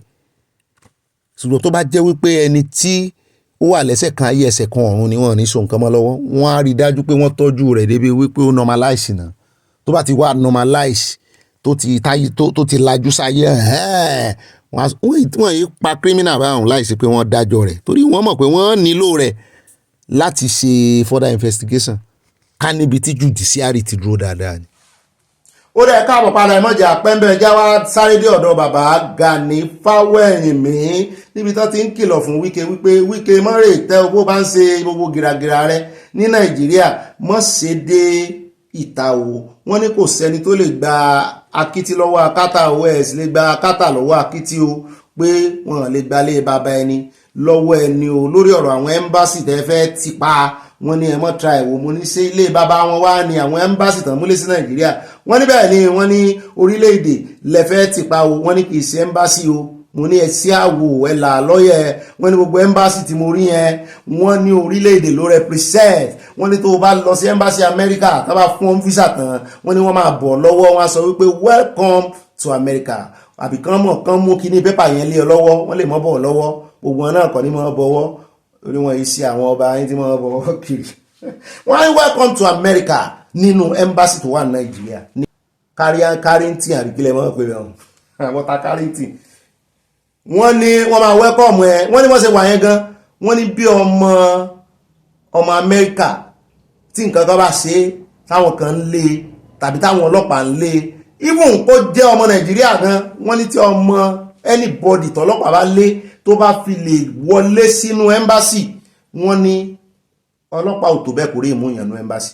Wọ́n láwọn mọ́tò wọn gan tó bá ti jẹ́ mọ́tò ẹ́mbásì wọ́n lọ́lọ́pàá kankan kò torí diplomat nìyẹn. Mo ní wọ́n ní bẹ́ẹ̀ ni wọ́n ní so gbogbo gìràgìrà tí Wike ń ṣe òun ti àwọn ẹ́mbásì mẹ́rìnlá òun ṣe wọ́n ní kò tó bẹ́ẹ̀ wọ́n ní kó wá gbọ́ lọ́wọ́ bàbá Fálànà ló ṣèkìlọ̀ yìí o.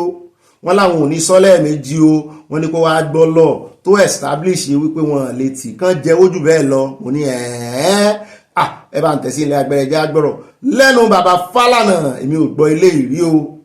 Well, I read the report this morning and I was amazed that the government of Nigeria will contemplate closing down embassies for not paying some rents. As far as the Vienna Convention on Diplomatic Relations is concerned, the premises of any embassy in Abuja are inviolable. By virtue of Article 22 of that convention, that is the Vienna Convention on Diplomatic Relations, the premises of an embassy, their furnishings, and other property, and even their means of transport, their vehicles, shall be immune from such requisition, attachment, or execution. No court of law can order that execution be levied on any embassy. And Nigeria is part of the international community. If we embark on invading the embassy of any country, it's going to lead to serious diplomatic problems for Nigeria. So it is not allowed. Nobody, in fact, if a policeman is pursuing anybody for committing any offense whatsoever, and the person is able to scale the fence of an embassy, the police officer cannot invade the embassy, whatever offense that might have been committed. So it is tried that embassies, missions covered by the Vienna Convention on Diplomatic Relations cannot be invaded because they have not paid what you call rents, grand rents, which again are not applicable to the embassies. The other point, even for Nigerians, under the Constitution, the government, with respect, the minister cannot order that a house be sealed off, not in Nigeria, because the right of fair hearing is guaranteed by Section 36 of the Constitution and Article 7 of the African Charter on Human and People's Rights Act. What this implies is that before you can take an action against me, you must give me the right of to make a representation. Secondly, in the case of Abuja, and there are decisions of the court on this, that nobody can embark on sealing off the house or the office of anybody. There are not less than 20 cases on this. High Court decisions, Court of Appeal decisions, Supreme Court decisions. And in one of the cases, and I think it's the case of Union Bank and Ajabule, Union Bank said, you know, the respondent was owing and decided to seal off the premises. The owner of the premises went to court, not denying the fact that he was owing, but that you have no right to seal off my business premises.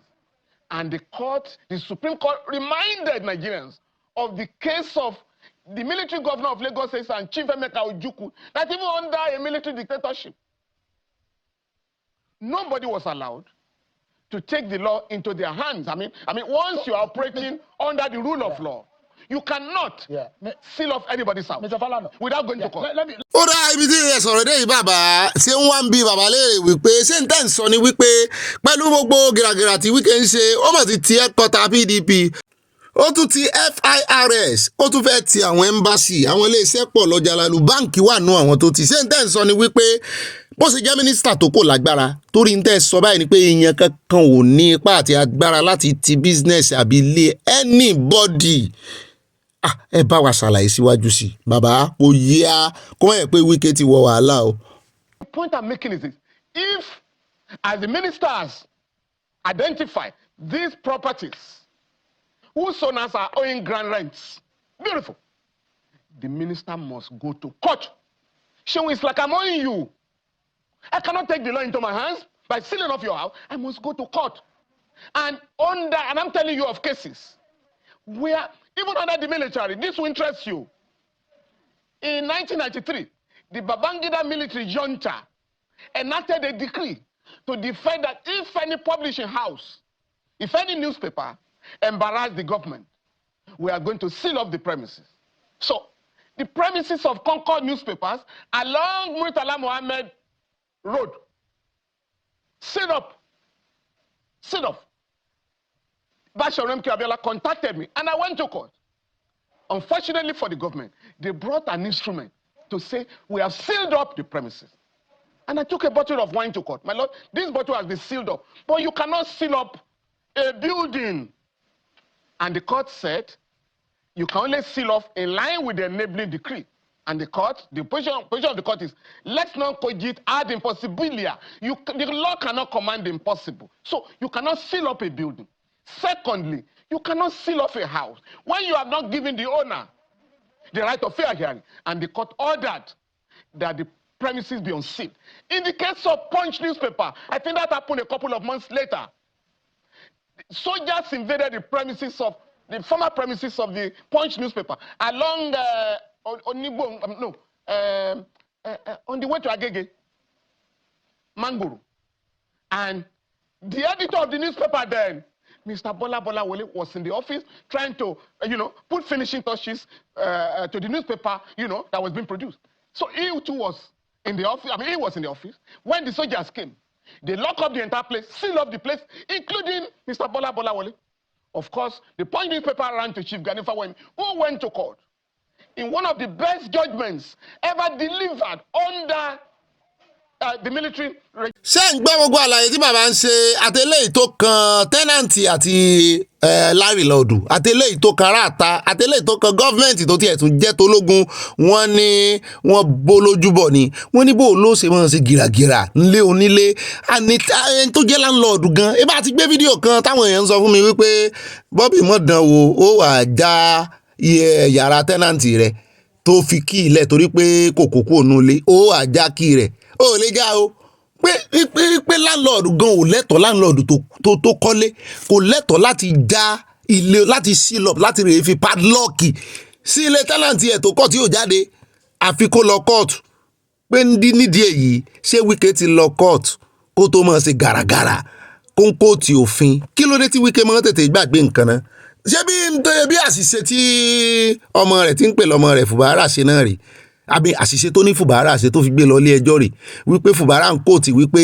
àwọn ọmọ ẹgbẹ́ PDP àwọn ọmọ ilé ìgbìmọ̀ asòfin wọ́n ti defect sí APC nídìí èyí tó fi sọ ni wípé wọ́n ìsọmọ ẹgbẹ́ mọ́ wọ́n declare seat wọn vacant ṣùgbọ́n nígbà tán dé court sọ fún pé sóò dọ́dọ̀ àwọn sáwọn làwọn declare vacant àwọn làwọn lágbára láti declare vacant lóòótọ́ lòfin sọ bẹ́ẹ̀ òótọ́ òfin ní ẹ lè seal up àwọn lẹ́kọ̀ọ́ kan ṣùgbọ́n tó fi sọ ni wípé ẹ fún gbogbo èèyàn fair hearing sì ni wípé ẹ fún wọn láàyè ẹ lọ kóòtù ni ó sọ pé kẹrìí tìbí ká jẹ́ pé gbogbo àwọn tí wọ́n ti lè pa ó sanwó land kí náà wọ́n san lẹ́kọ̀ọ́ yẹn náà land charges ó sanwó eléyìí wọ́n á ti gbé kíní wọ́n á ti fi kíní red kíní sellotape kan báyìí wọ́n tán fi red cross wọ́n á ti fi síìlì ilé rẹ̀ wọ́n ní kò lẹ́tọ̀ọ́ bọ́ bá ti síìlì ilé rẹ̀ lọ kóòtù wọ́n níjọba gan ò ní ẹ̀tọ́ láti seal up ilé rẹ̀ kọ́ ẹ̀ pàwọn èèyàn máa ń sáfẹ́jọ́ ni ní Nàìjíríà wọ́n máa ń sáfẹ́jọ́ wọn ìfẹ́ ṣẹjọ́ torí yóò pẹ́ èmi gan wà lẹ́nu kan ní ìsìn lórí ọ̀rọ̀ landlord versus tenant náà ni mo wà lẹ́nu kan bí ọdún méjì ní ìsìn a sì wà lẹ́nu ẹ̀ bẹ́ẹ̀ náà ni a sì wà lẹ́nu ẹ̀ torí ó rò pé bóyá àṣà fóònù náà ni landlord ni ó rò pé àṣà fóònù ni níbi tá a ní companies ṣàdédé lóró ìtìbẹ̀ pa ó kẹrù jáde nínú òjò ńgbà náà ó ba owó ẹ̀jẹ̀ ó ń bẹ̀bẹ̀ ní ìsìn ó ń fi ẹnu fẹ́ra torí ìdí only option tó kù ni wípé ó ń bẹ̀bẹ̀ ó ti mọ̀ wípé ẹ̀wọ̀n lòun wò níwájú òun ó rò pé mi ò ní níbo ń fà á torí ẹ̀ lèmi ṣe mọ́ kọ́kọ́ kó ẹjọ́ torí bíjà bá bẹ̀rẹ̀ èmi ìgbọ́mọ́ o bíjà bá ti bẹ̀rẹ̀ wọ́n mọ̀ kí ọ ńlọ wọ́n mọ̀ sọ fún ọ wọ́n pa àsàmọ̀ fún ọ wọ́n tún bá ọ sọ ní tùbí nùbí tọ́ọ̀ bá ti gbà. nídìí bàbá wa yọ̀ọ̀dà fún yóò ní kọ́kọ́ ni bàbá wa Fálànà mẹ́nuba ọ̀rọ̀ bí Nàìjíríà ṣe ń lọ náà lábẹ́ ìṣèjọba ààrẹ Tinubu wọ́n ní ebi ń po lódodo ebi ń po ẹ̀jẹ̀ àgbọ́ bí wọ́n ṣe sọ orin kọ́nà kọ ṣùgbọ́n ọ̀rọ̀ wọn lèmi fi kọrin. Members of the government, and I'm talking of top officials of the government, it's been very rusty. In fact, one of them was singing, I think about a week ago, that things are getting better. Of course, for the rich, the bourgeoisie, things are getting better. But for the masses of our people, things are getting tougher because they are going through excruciating economic, crisis. ẹ káàbọ̀ padà òun náà lẹ́sí gbọ́ lẹ́nu bàbá Fálànà bóyá eléyìí ó wà wọ Wike létí bí ó bá sì wọ̀ létí òun ló mọ̀ torí bóyá nù bẹ̀rù ló sì wà fọ́nrán tá a fi hàn yín nínú abala lérèfé mi ò mọ̀ bóyá Wike ni oṣù mójú ohun rẹ̀ o kó má sì jẹ́ pé bóyá AI náà lọ fi ṣe ṣùgbọ́n tán pín kiri lèmi náà wò wípé ẹ jẹ́ bá Wike gbàdúrà o tó rà gbọ́ tán sọ pé òun ní gbàdúrà kíkan kí aeroplane private jet ẹ̀ mọ́rẹ̀ ìjà ṣùgbọ́n àmọ́ gbọ́ bóyá yóò wà dìbọ́ǹkì ẹ̀ wípé kò rí bẹ́ẹ̀ o àwọn ò sọ pé ó rí bẹ́ẹ̀ o ó dẹ̀ jẹ́ àtẹ̀wájú o nínú ibi táwọn wọ̀ lọ ní ìsìn nínú ìròyìn táwọn wọ̀ lọ ní ìsìn ẹ jẹ́ á lọ sọ́dọ̀ bàrà Ṣẹ́gun Sówùmí lánàá ní ọ̀rẹ́ rẹ̀ ìyẹn Sowore ló sọ̀rọ̀ ó dọ́gbọ́n sọ̀rọ̀ sí kò jẹ́kọ́rọ̀ yẹn náà le jù lára rẹ̀ ṣùgbọ́n ó dọ́gbọ́n sọ̀rọ̀ rí pé ìwọ iná tí wọn náà ti wá ń rèé tọrọ lọ́dọ̀ àwọn APC nù àríyọ tó ya fọ́tò pẹ̀lú ààrẹ Tinubu kí ló rí sí mbẹ̀ gbogbo ayé ló mọ̀ pé Àtíkù ló ń bá ṣe wọléwọ̀de agbẹnusọ Àtíkù ní ó sì sọ̀rọ̀ sí Bọ́ọ̀lá lọ́jọ́ sí náà bá ní àwọn onídàáhùn fún Sowore náà bá gba Channels TV lọ lọ́dọ̀ Ṣeun pé Ṣeun sáà lè ṣe ìfọ̀rọ̀wérọ̀ Ṣeun ní yes ó ní ó dáa ẹ máa bọ̀ láyá bá bí mi pé ṣèṣe pé Olódùdẹ tún ti fẹ́ wọ́ bọ̀dà Ṣẹ́gun wọnú ẹgbẹ́ APC pé gbogbo ẹgbẹ́ ni wọ́n ti fọ́ tán mọ́ PDP lórí òmù ní mi ò mọ̀ ó lọ́rọ̀ kan ó ti wá padà ó ti ń yin Olódùdẹ ní ìsìn ẹni tó bú Olódùdẹ lánàá bẹ́ẹ̀ náà sì ni ìkànnà àwọn agbẹnusọ ààrẹ ní ìsìn tó ti ṣiṣẹ́ pẹ̀lú Àtíkù rí ìyẹn Bọ́ọ̀lá òun ló kọ́kọ́ jáde nígbà náà òun náà bú wípé ìwọ tọ́ba ti ń sọ pé owó èèyàn wọ́n máa dẹ̀yìn lẹ́yìn Àtíkù irú ìwọ iná lẹ́yìn tó bá Àtíkù jẹ tó bá mú pé ẹyẹ lẹ́yìn sí ìbò nílé jẹ kó bó nílé mu kó dọjọ́ kú rẹ̀ kó yẹrí oṣù mọ́ Bọ́ọ̀lá tún padà wá wípé Àtíkù kò lè rọwọ́ mú politically mọ́ pé orí rẹ̀ kì í ṣe orí ààrẹ ẹ rántí ó sọ bẹ́ẹ̀ ara àwọn tán búbú àláre pé bó ló sì mọ́ sọ̀rọ̀ sí ọ̀gá rẹ̀ ti tẹ́lẹ̀ bẹ́ẹ̀ tí ẹ bá bára yín ṣe mọ́ òun náà ní ìsìn ó ti yin ààrẹ Tinubu o òun náà sì sọ̀rọ̀ sáré Tinubu tẹ́lẹ̀ olóhùn ò bìlíìfù nínú ìṣèjọba wọn ṣùgbọ́n ní ìsìn ó nígbà tó mí tí wọn ó ní ọpọlọ wọn wà coordinated ó ní wọ́n convince òun wà confused tẹ́lẹ̀ ni mo ní gbogbo olóṣèlú Nàìjíríà ló wà confused wọ́n sì wọ́n fi confusion wọ́n máa fi kó bá àwọn ọmọ Nàìjíríà jẹ́ agbọ́rọ̀ lẹ́nu rẹ̀ jàre. Are you still a member of the PDP? Without a doubt. You're a member of the PDP? Of course. Okay. You visiting the president? Does it sound like ask your question so I can answer? No, I'm asking you. Yeah, okay. I mean, you are anticipating a certain question. No. But I'm building up to that question. Okay, so the question is, does it sound to you, did you get a permission, like Governor Wike said he did, at the local government to get the appointment? Did you get a permission before meeting? Can you meeting the president? Can you just relax? I'm relaxed. Okay, thank you. You know, I feel that you should have the right of first to hear the story because you are my man like that. Everybody knows that I've known Ashaju for a long time, even way before he became a governor. He was governor for 8 years. I never visited him. So I went there. Now let me start giving you the gist. Oh God. First of all, his brain is very alert. His feet, never mind that he's frail. The type of questions I asked him, you know, when you're asking someone a question and the person is answering without looking at a book, and is answering the way you know that, okay, he's saying it the way he sees it, and you are agreeing, you have to know that the touch point at which he's answering those questions are previously reflected. And you've never invited me to an interview giving the question before I come. It was like that. I asked him, let me share one. So the president was mentally and psychologically alert. Oh God. His brainwave, because I've known him for a while and I know how he thinks. His brainwave, I don't do psychophancy. I don't even know how to be, I don't know how to do it. You opened up by saying whether I wanted to be on an appointment. The only time I was ever on an appointment in government was the government of Ogbeni when I was in government, to his credit. You're meeting with the president now. Yeah. Is there likelihood that you can work with him? There has never been, oh God, there has never been a doubt that I can work with him. There's never been a doubt. Even as a PDP member, if he had invited you, they had given you an appointment, you would have taken. If I am going to work with the president, I'm going to leave the PDP. Because I'm wondering, completely. Just for a moment, because I'm going to work with the president, I will dump the PDP. So the question is, here for 27 you have sat in this same chair and you've criticized, you think that this government is rudderless. Yes, yeah, at the point. You held that view. You also said that there's been a lot of ethnic concentration, lopsidedness. Yes, of course. And I feel so. Yeah, you think that the way and manner this country is going under the Bola Tinubu government, although you said that you know him very well, but you don't think that the man is leading us anywhere. Those are some of the views that you have shared on this program. Do you see all those thoughts? So let me help you. When he set up his government, the beginning of the ministers, I was honestly not happy that some locations got more. And I was particularly unhappy that the Southeast got only 5. I didn't like that. And I didn't spare that. I didn't like that. And the reason for that is simple. I feel that to manage the balance of the country and to build consensus around decisions, all the critical components must feel that they are treated equally. But guess what? We talked about it, and he has balanced it. Most people don't even remember that commander of one of the agencies, Ogala, is an Igbo man. He has balanced it. He has balanced it. And then let me give you another one. Remember I said to him that I think that I thought that Yemi Kabdoso maybe was not, that maybe it was because he was a Lagos person from him. The president gave me an example that shocked me. Because I told him, I said, listen, what's this? And he said to me, Shagun, do you know why I put Yemi there? Because even I cannot even give him instructions if he doesn't agree. And he gave me a good example. I said, I won't tell you the example, but just told me that. I told him, do this, do this. And I said, Mr. President, no. He said, Shagun, I'm the president too. I said, everybody knows Yemi. His eyes are on the inflation and the money in circulation, that kind of stuff, and monetary policy. So, I asked him what about Governor Wike. The kind of questions you can ask him. But anyway, bottom line is that I have to be... What did he tell you about? I will tell you that later, but let me finish. Because I've heard a lot of annoying jargon.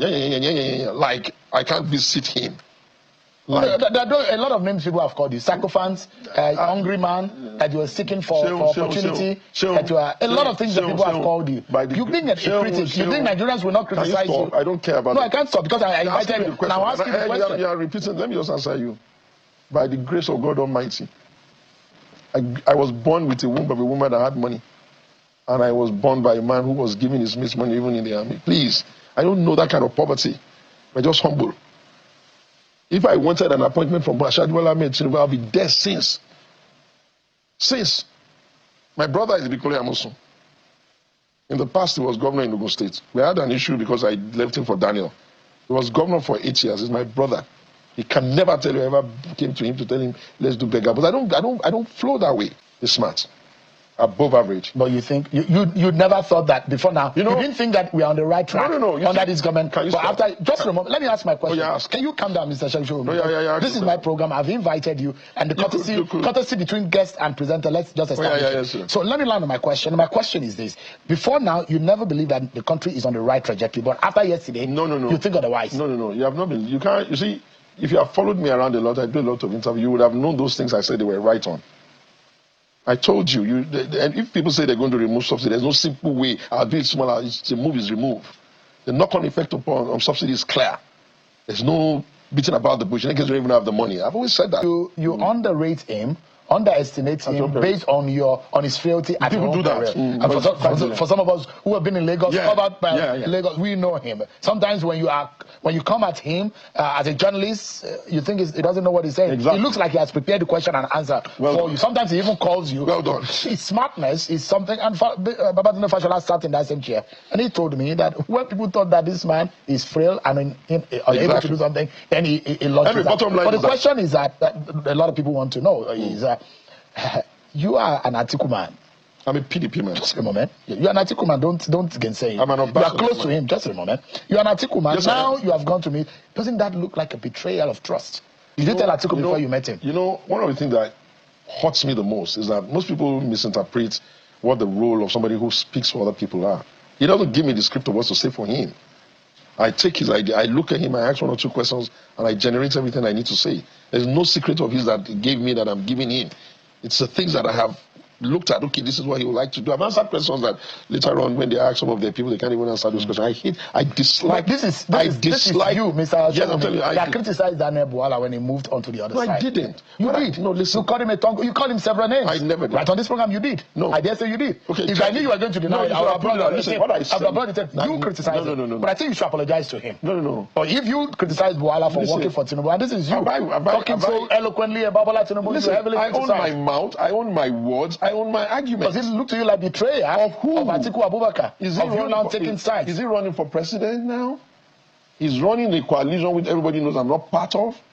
Why would you even in your wildest dream think that I don't have my individuality because of what? Do you know how long I've been in the party? Since the time get-go, I've never left. I won't say the same about them. You see, when you make it this way, I don't like a situation where every time I have to have the question, you force me to have to do a pushback on that. I don't need to. I am at liberties as an adult to take decisions that work for me. And I will be very happy if people don't make it about Atiku President, the former Vice President Atiku Abubakar, because that would then be kind of like make you want to do a push. But I don't need to do that.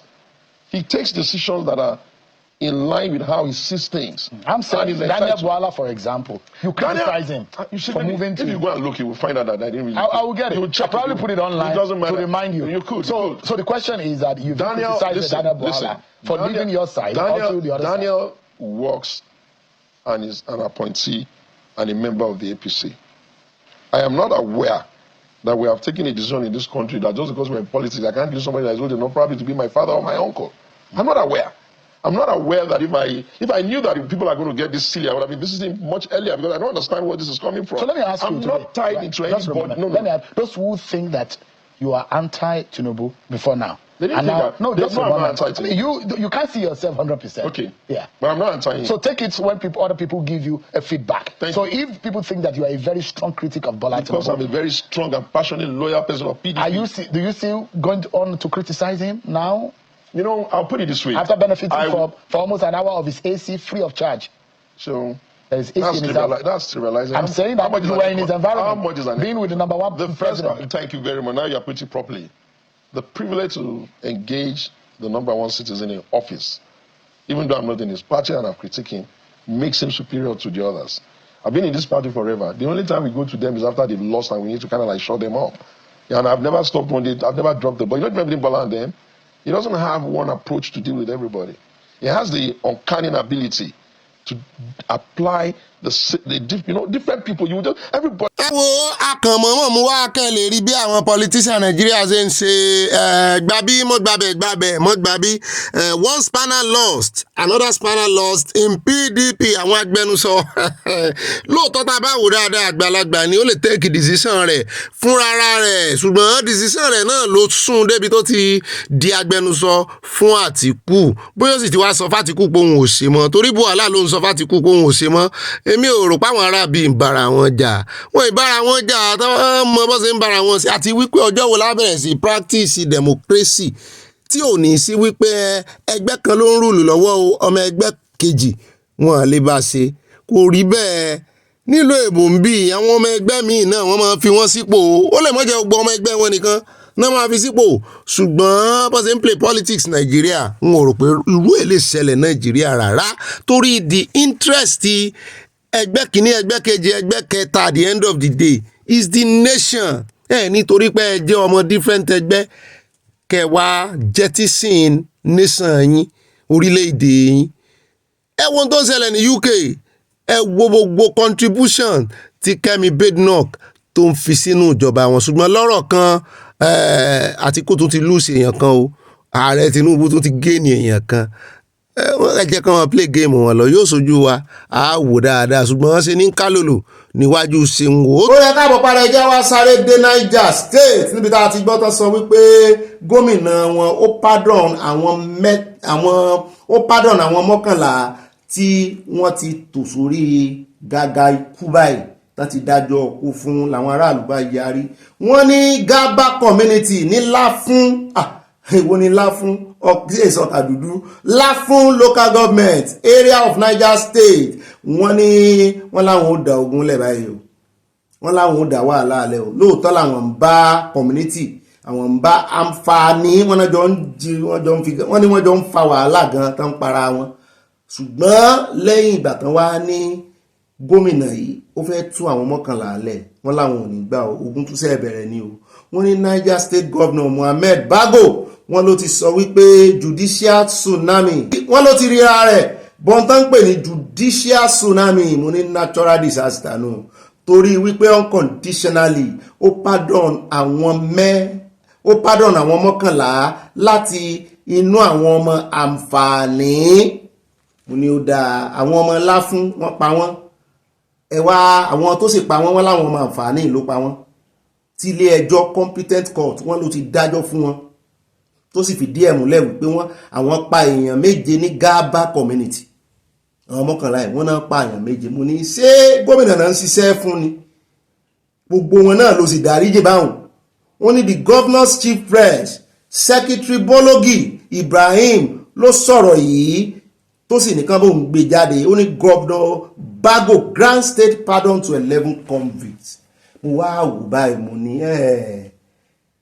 kámọ̀ jí lọ́la kọ́mọ̀ sọ wípé gbogbo àwọn Boko Haram tán mú tán kó sẹ́wọ̀n pé wọ́n grant wọn ní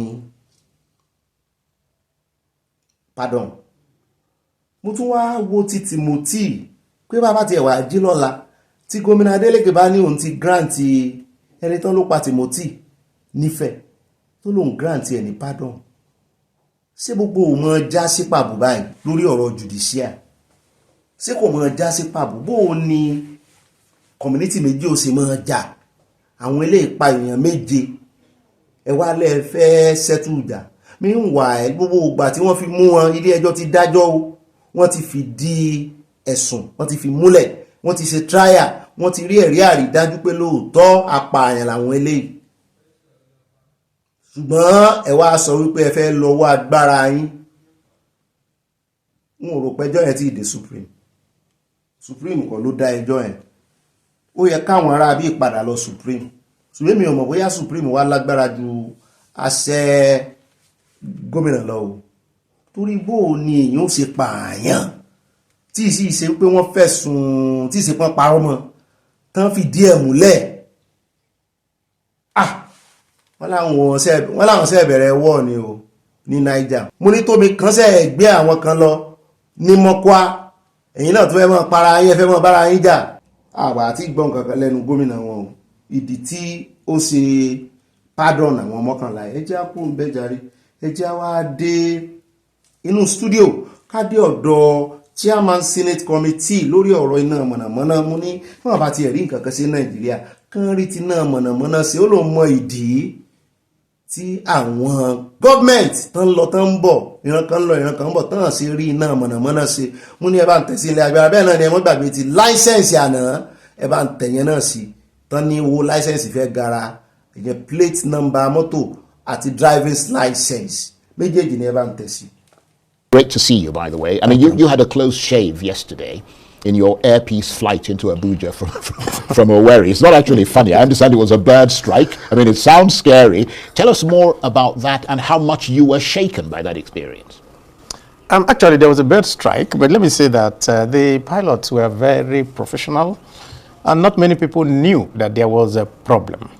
You know, usually bird strikes happen through the engine nacelles, but this was a bird strike on the windscreen of the plane. And I think the pilot tried to go, and then it was blossoming. Right. So, I mean, there was this fear that there might be an explosive decompression, usually if the windscreen fails. So the windscreen was cracking. It was cracking, and then you could see the lines going. Well, we didn't know. Right. Because, I mean, the pilot's area was closed off, but the pilot, of course, we noticed, you know, midway that he had to come down. Right. And then turn. Was it a dramatic drop? No, it wasn't a dramatic drop. It was gradual. Right, okay. You know, and then some of us who had been flying that route were wondering, why did he need to? I actually thought it was because of, you know, storm clouds or something. Right.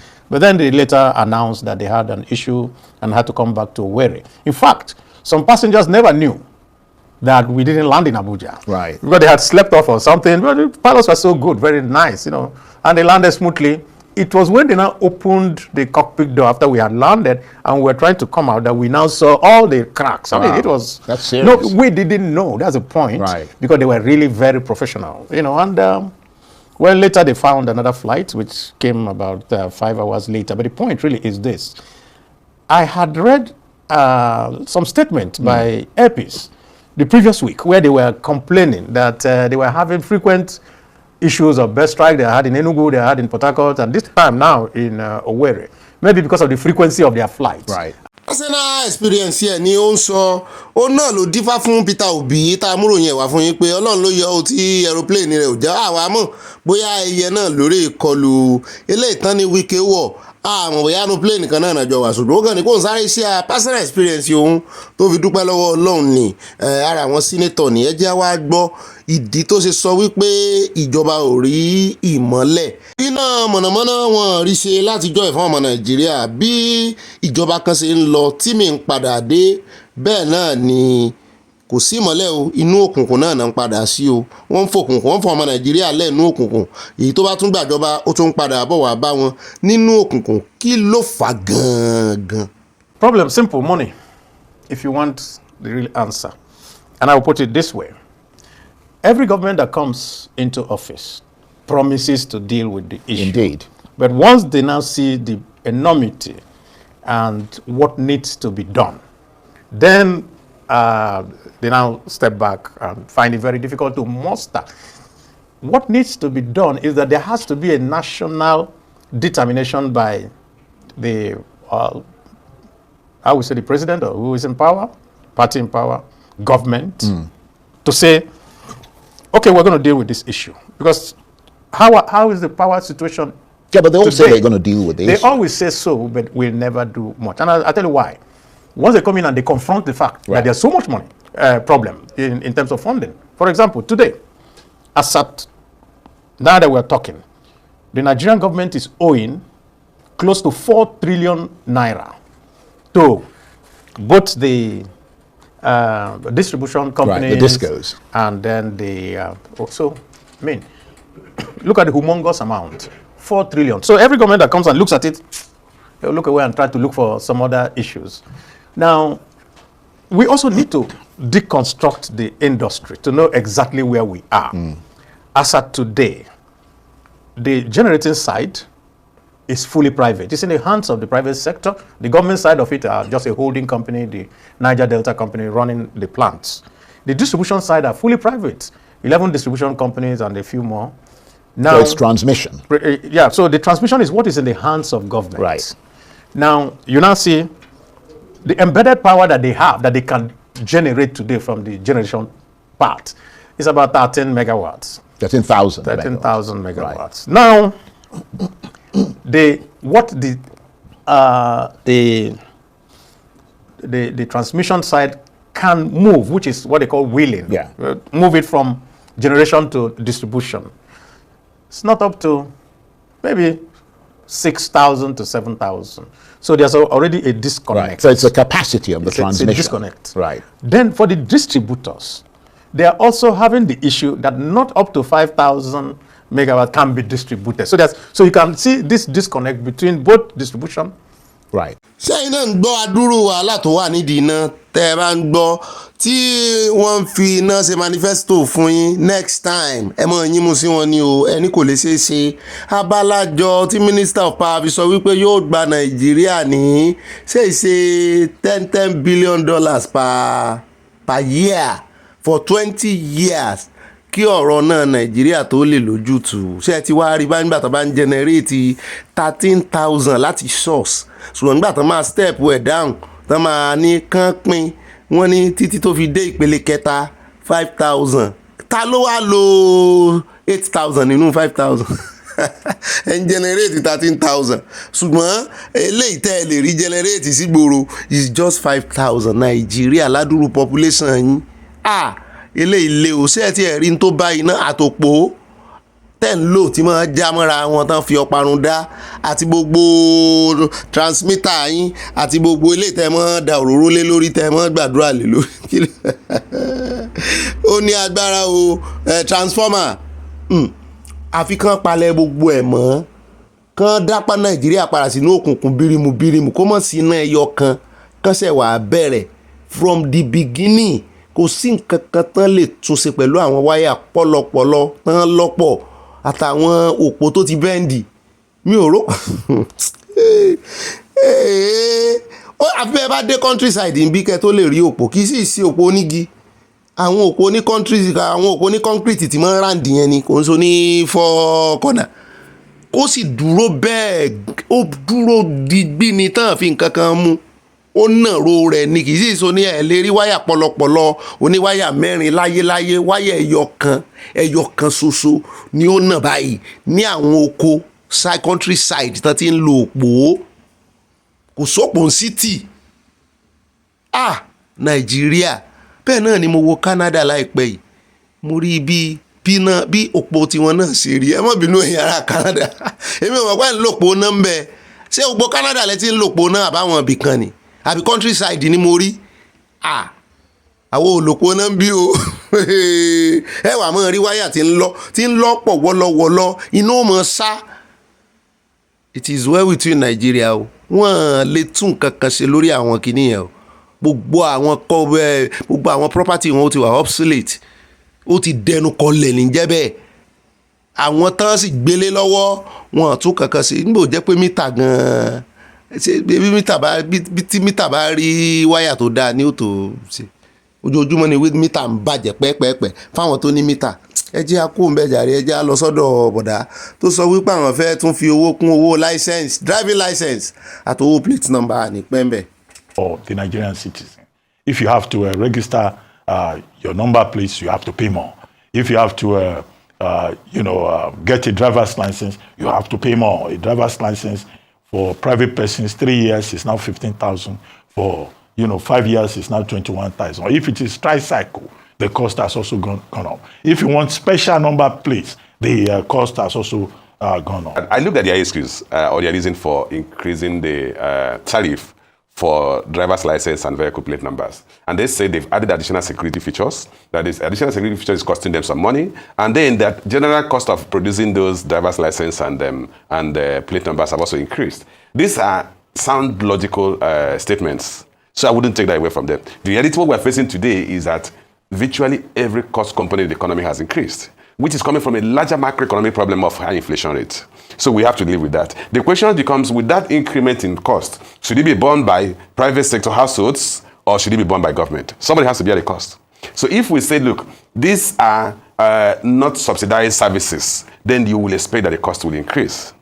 So I look at it from that perspective that, look, providing driver's license and providing vehicle plate numbers are not subsidized services. So if we have sat down and watched costs increase the country, we have an inflation rate of about 24%. And then average inflation rate last year was 34.18% last year. So, and then we're now dealing with about 23.21% this year. I mean, last inflation figures. So the implication of that is that every item being produced in the country would have increased its cost of production. So we have to relate with that. The questions are, should the government absorb that cost? Should it be a subsidy to the citizens, or should it be passed on? My approach, in as much as I have argued that the government should not burden us so much with additional costs, tax burden, that we should not tax the few who are paying taxes to debt. But if you look at the company that are being taxed this around, or whose costs are being adjusted to be cost reflective or cost recovery, then one would say that there are costs that can be absorbed or that can be borne by those who are going to pay it. Take, for instance, big men like you that need to pay 400,000 naira to get their special plate numbers. If you are not the type that is so ego-driven that you want to answer Ruben 1, Ruben 2, Ruben 3, why would you want to pay that? The cost of vehicle plate numbers for commercial and private vehicles is 30,000 naira. That is based on the new tariff. For driver's license, it's 21,000 naira for 5 years and 15,000 naira for 3 years. Then, for those who want what they call off-season plate numbers, so maybe you want XYZ 777, you pay 150,000 naira instead of 30,000 naira. So those who are ego-driven could actually decide to pay for that. But I think it's a cost that government does not necessarily need to bear. I would look at it from that perspective. That does not take away the fact that, look, government should not, as a matter of policy, overtax us, which is some of what we're witnessing today, where they are increasing tariffs, where they are not costs, they are unavoidable costs. They are costs that you must bear. Take, for instance, costs like stamp duty on bank transactions. I do not see any reason why somebody should pay stamp duty to do a transaction. Ó dẹ̀ já wá kó rẹ̀ já sáré dé ìpínlẹ̀ Benue níbi tí kan náà àwọn reverend tó ti ganu sí máa pé àwọn náà ń pa àwọn èèyàn àwọn náà ń pa ìlú àwọn nìkan ló sì ní àlàáfíà ju ibẹ̀ náà làwọn èèyàn sì máa ń sá wá ṣùgbọ́n ní ìsìn wọ́n ti wá ń dojúkọ ìlú àwọn náà o wọ́n ní àwọn sòótọ́ Kristẹni náà ń pa ní Benue bá ń tẹ̀sílẹ̀ agbẹ́rẹ́ já gbọ́rọ̀ lẹ́nu wọn. Last Sunday was the 1st of June 2025, a new month, new joy. Very joy was everywhere in the air. We had a wonderful service in the morning, and late in the evening, just exactly at about 10 minutes to 7 p.m., I was in the church, and people were running to the church for shelter and protection. Gunshots were heard everywhere sporadically at the suburb of Nakata, where they call Tio Dam. Tio Dam is the outskirts of Nakata, one aspect of it. There's another place called Mount Lassa, where you have a Catholic renowned school at the outskirts. There's also another location close to the army checkpoint.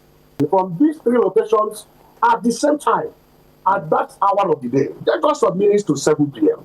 And people, there was panic, there was pandemonium everywhere in the town. And in less than 30 minutes, news of death, people that have been shot, we are heard. These terrorists arrived on Bajaj motorcycles and shot people indiscriminately. So the message I sent on Sunday evening around about 7:30, 8 p.m. was a distress call for the whole nation. As at the time I sent that message, the church compound was already filled with people who came to take refuge in the house of God.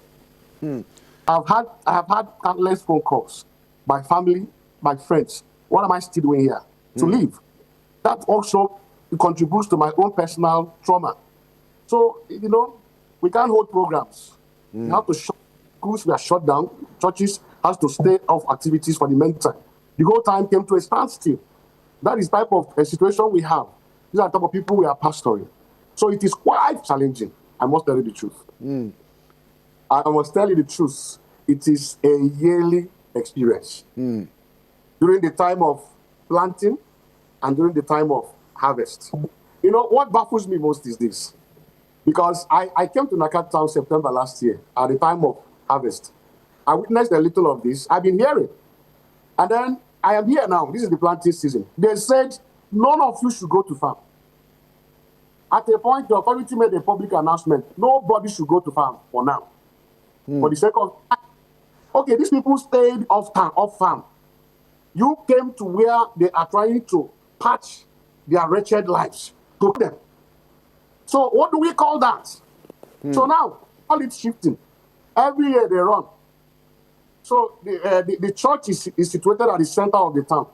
So those who live at the suburb of the town, at the heat of attack yearly, in the night for safety, they will leave their houses and go and sleep in family, friends, or church where they feel is safer in the middle of the town. In the morning, they carry their mats and go back. So if you come to Naka town right now, it's funny, every evening and every morning. You see people with mats, with a backo sack on their head, moving up and down as if were in a war situation. Of course, we're in a war situation. Mo ti gbàgbé mo rò pé mò ń wo múvì ni gbogbo ọ̀rọ̀ tí ń sọ ìkéèyàn máa gbé ẹni kiri ń rọ̀lẹ́ kórè máa wá ibi tí ó forí pamọ́ sí inú ṣọ́ọ̀ṣì inú ilé ọ̀rẹ́ ilé ojúlùmọ̀ tó sèvù tó bá tún ti dàárọ̀ yóò gbé nǹkan rẹ̀ ń padà lọ́lé wọn lè fojú méjèèjì sùn wọn tiẹ̀ lè fojú ẹyọ kan sùn.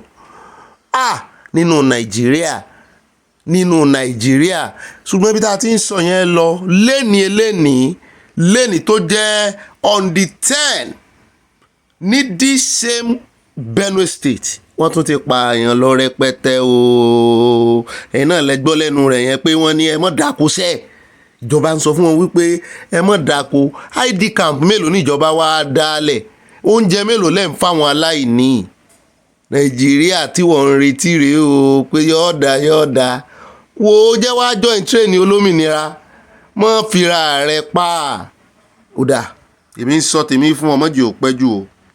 ó dẹ káàbọ̀ padà ilé táwọn fi káre owó rẹ̀ ńlẹ̀ ẹja dé ọ̀dọ̀ Òkóńkó èèyàn mímọ́ iye kan Peter Obi ni ó ní INEC ó ní ẹ mọ́ ní ìgbàgbọ́ nù wọn ó ní dìpátímẹ́ǹtì kan náà jẹ́ nínú ẹgbẹ́ APC túmọ̀ náà ni wípé APC INEC wọ́n ní the same thing na méjèèjì wọ́n náà tó ní APC ló ní INEC ẹ wá ń ga sí ẹjẹ́ àgbẹ̀ ọ̀lẹ́nu ẹ̀ bá abádé ká mọ̀ dágbére lórí ètò lónìí. We are just talking about the options that we have, which is the option of do we go for a new party altogether?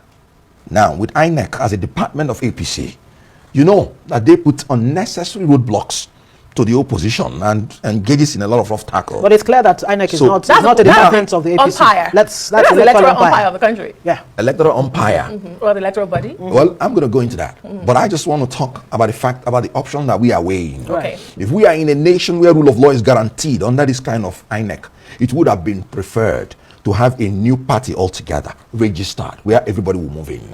But like I said, when the INEC has a tendency of inordinately delaying what is apparent, you can't put all your eggs in one basket.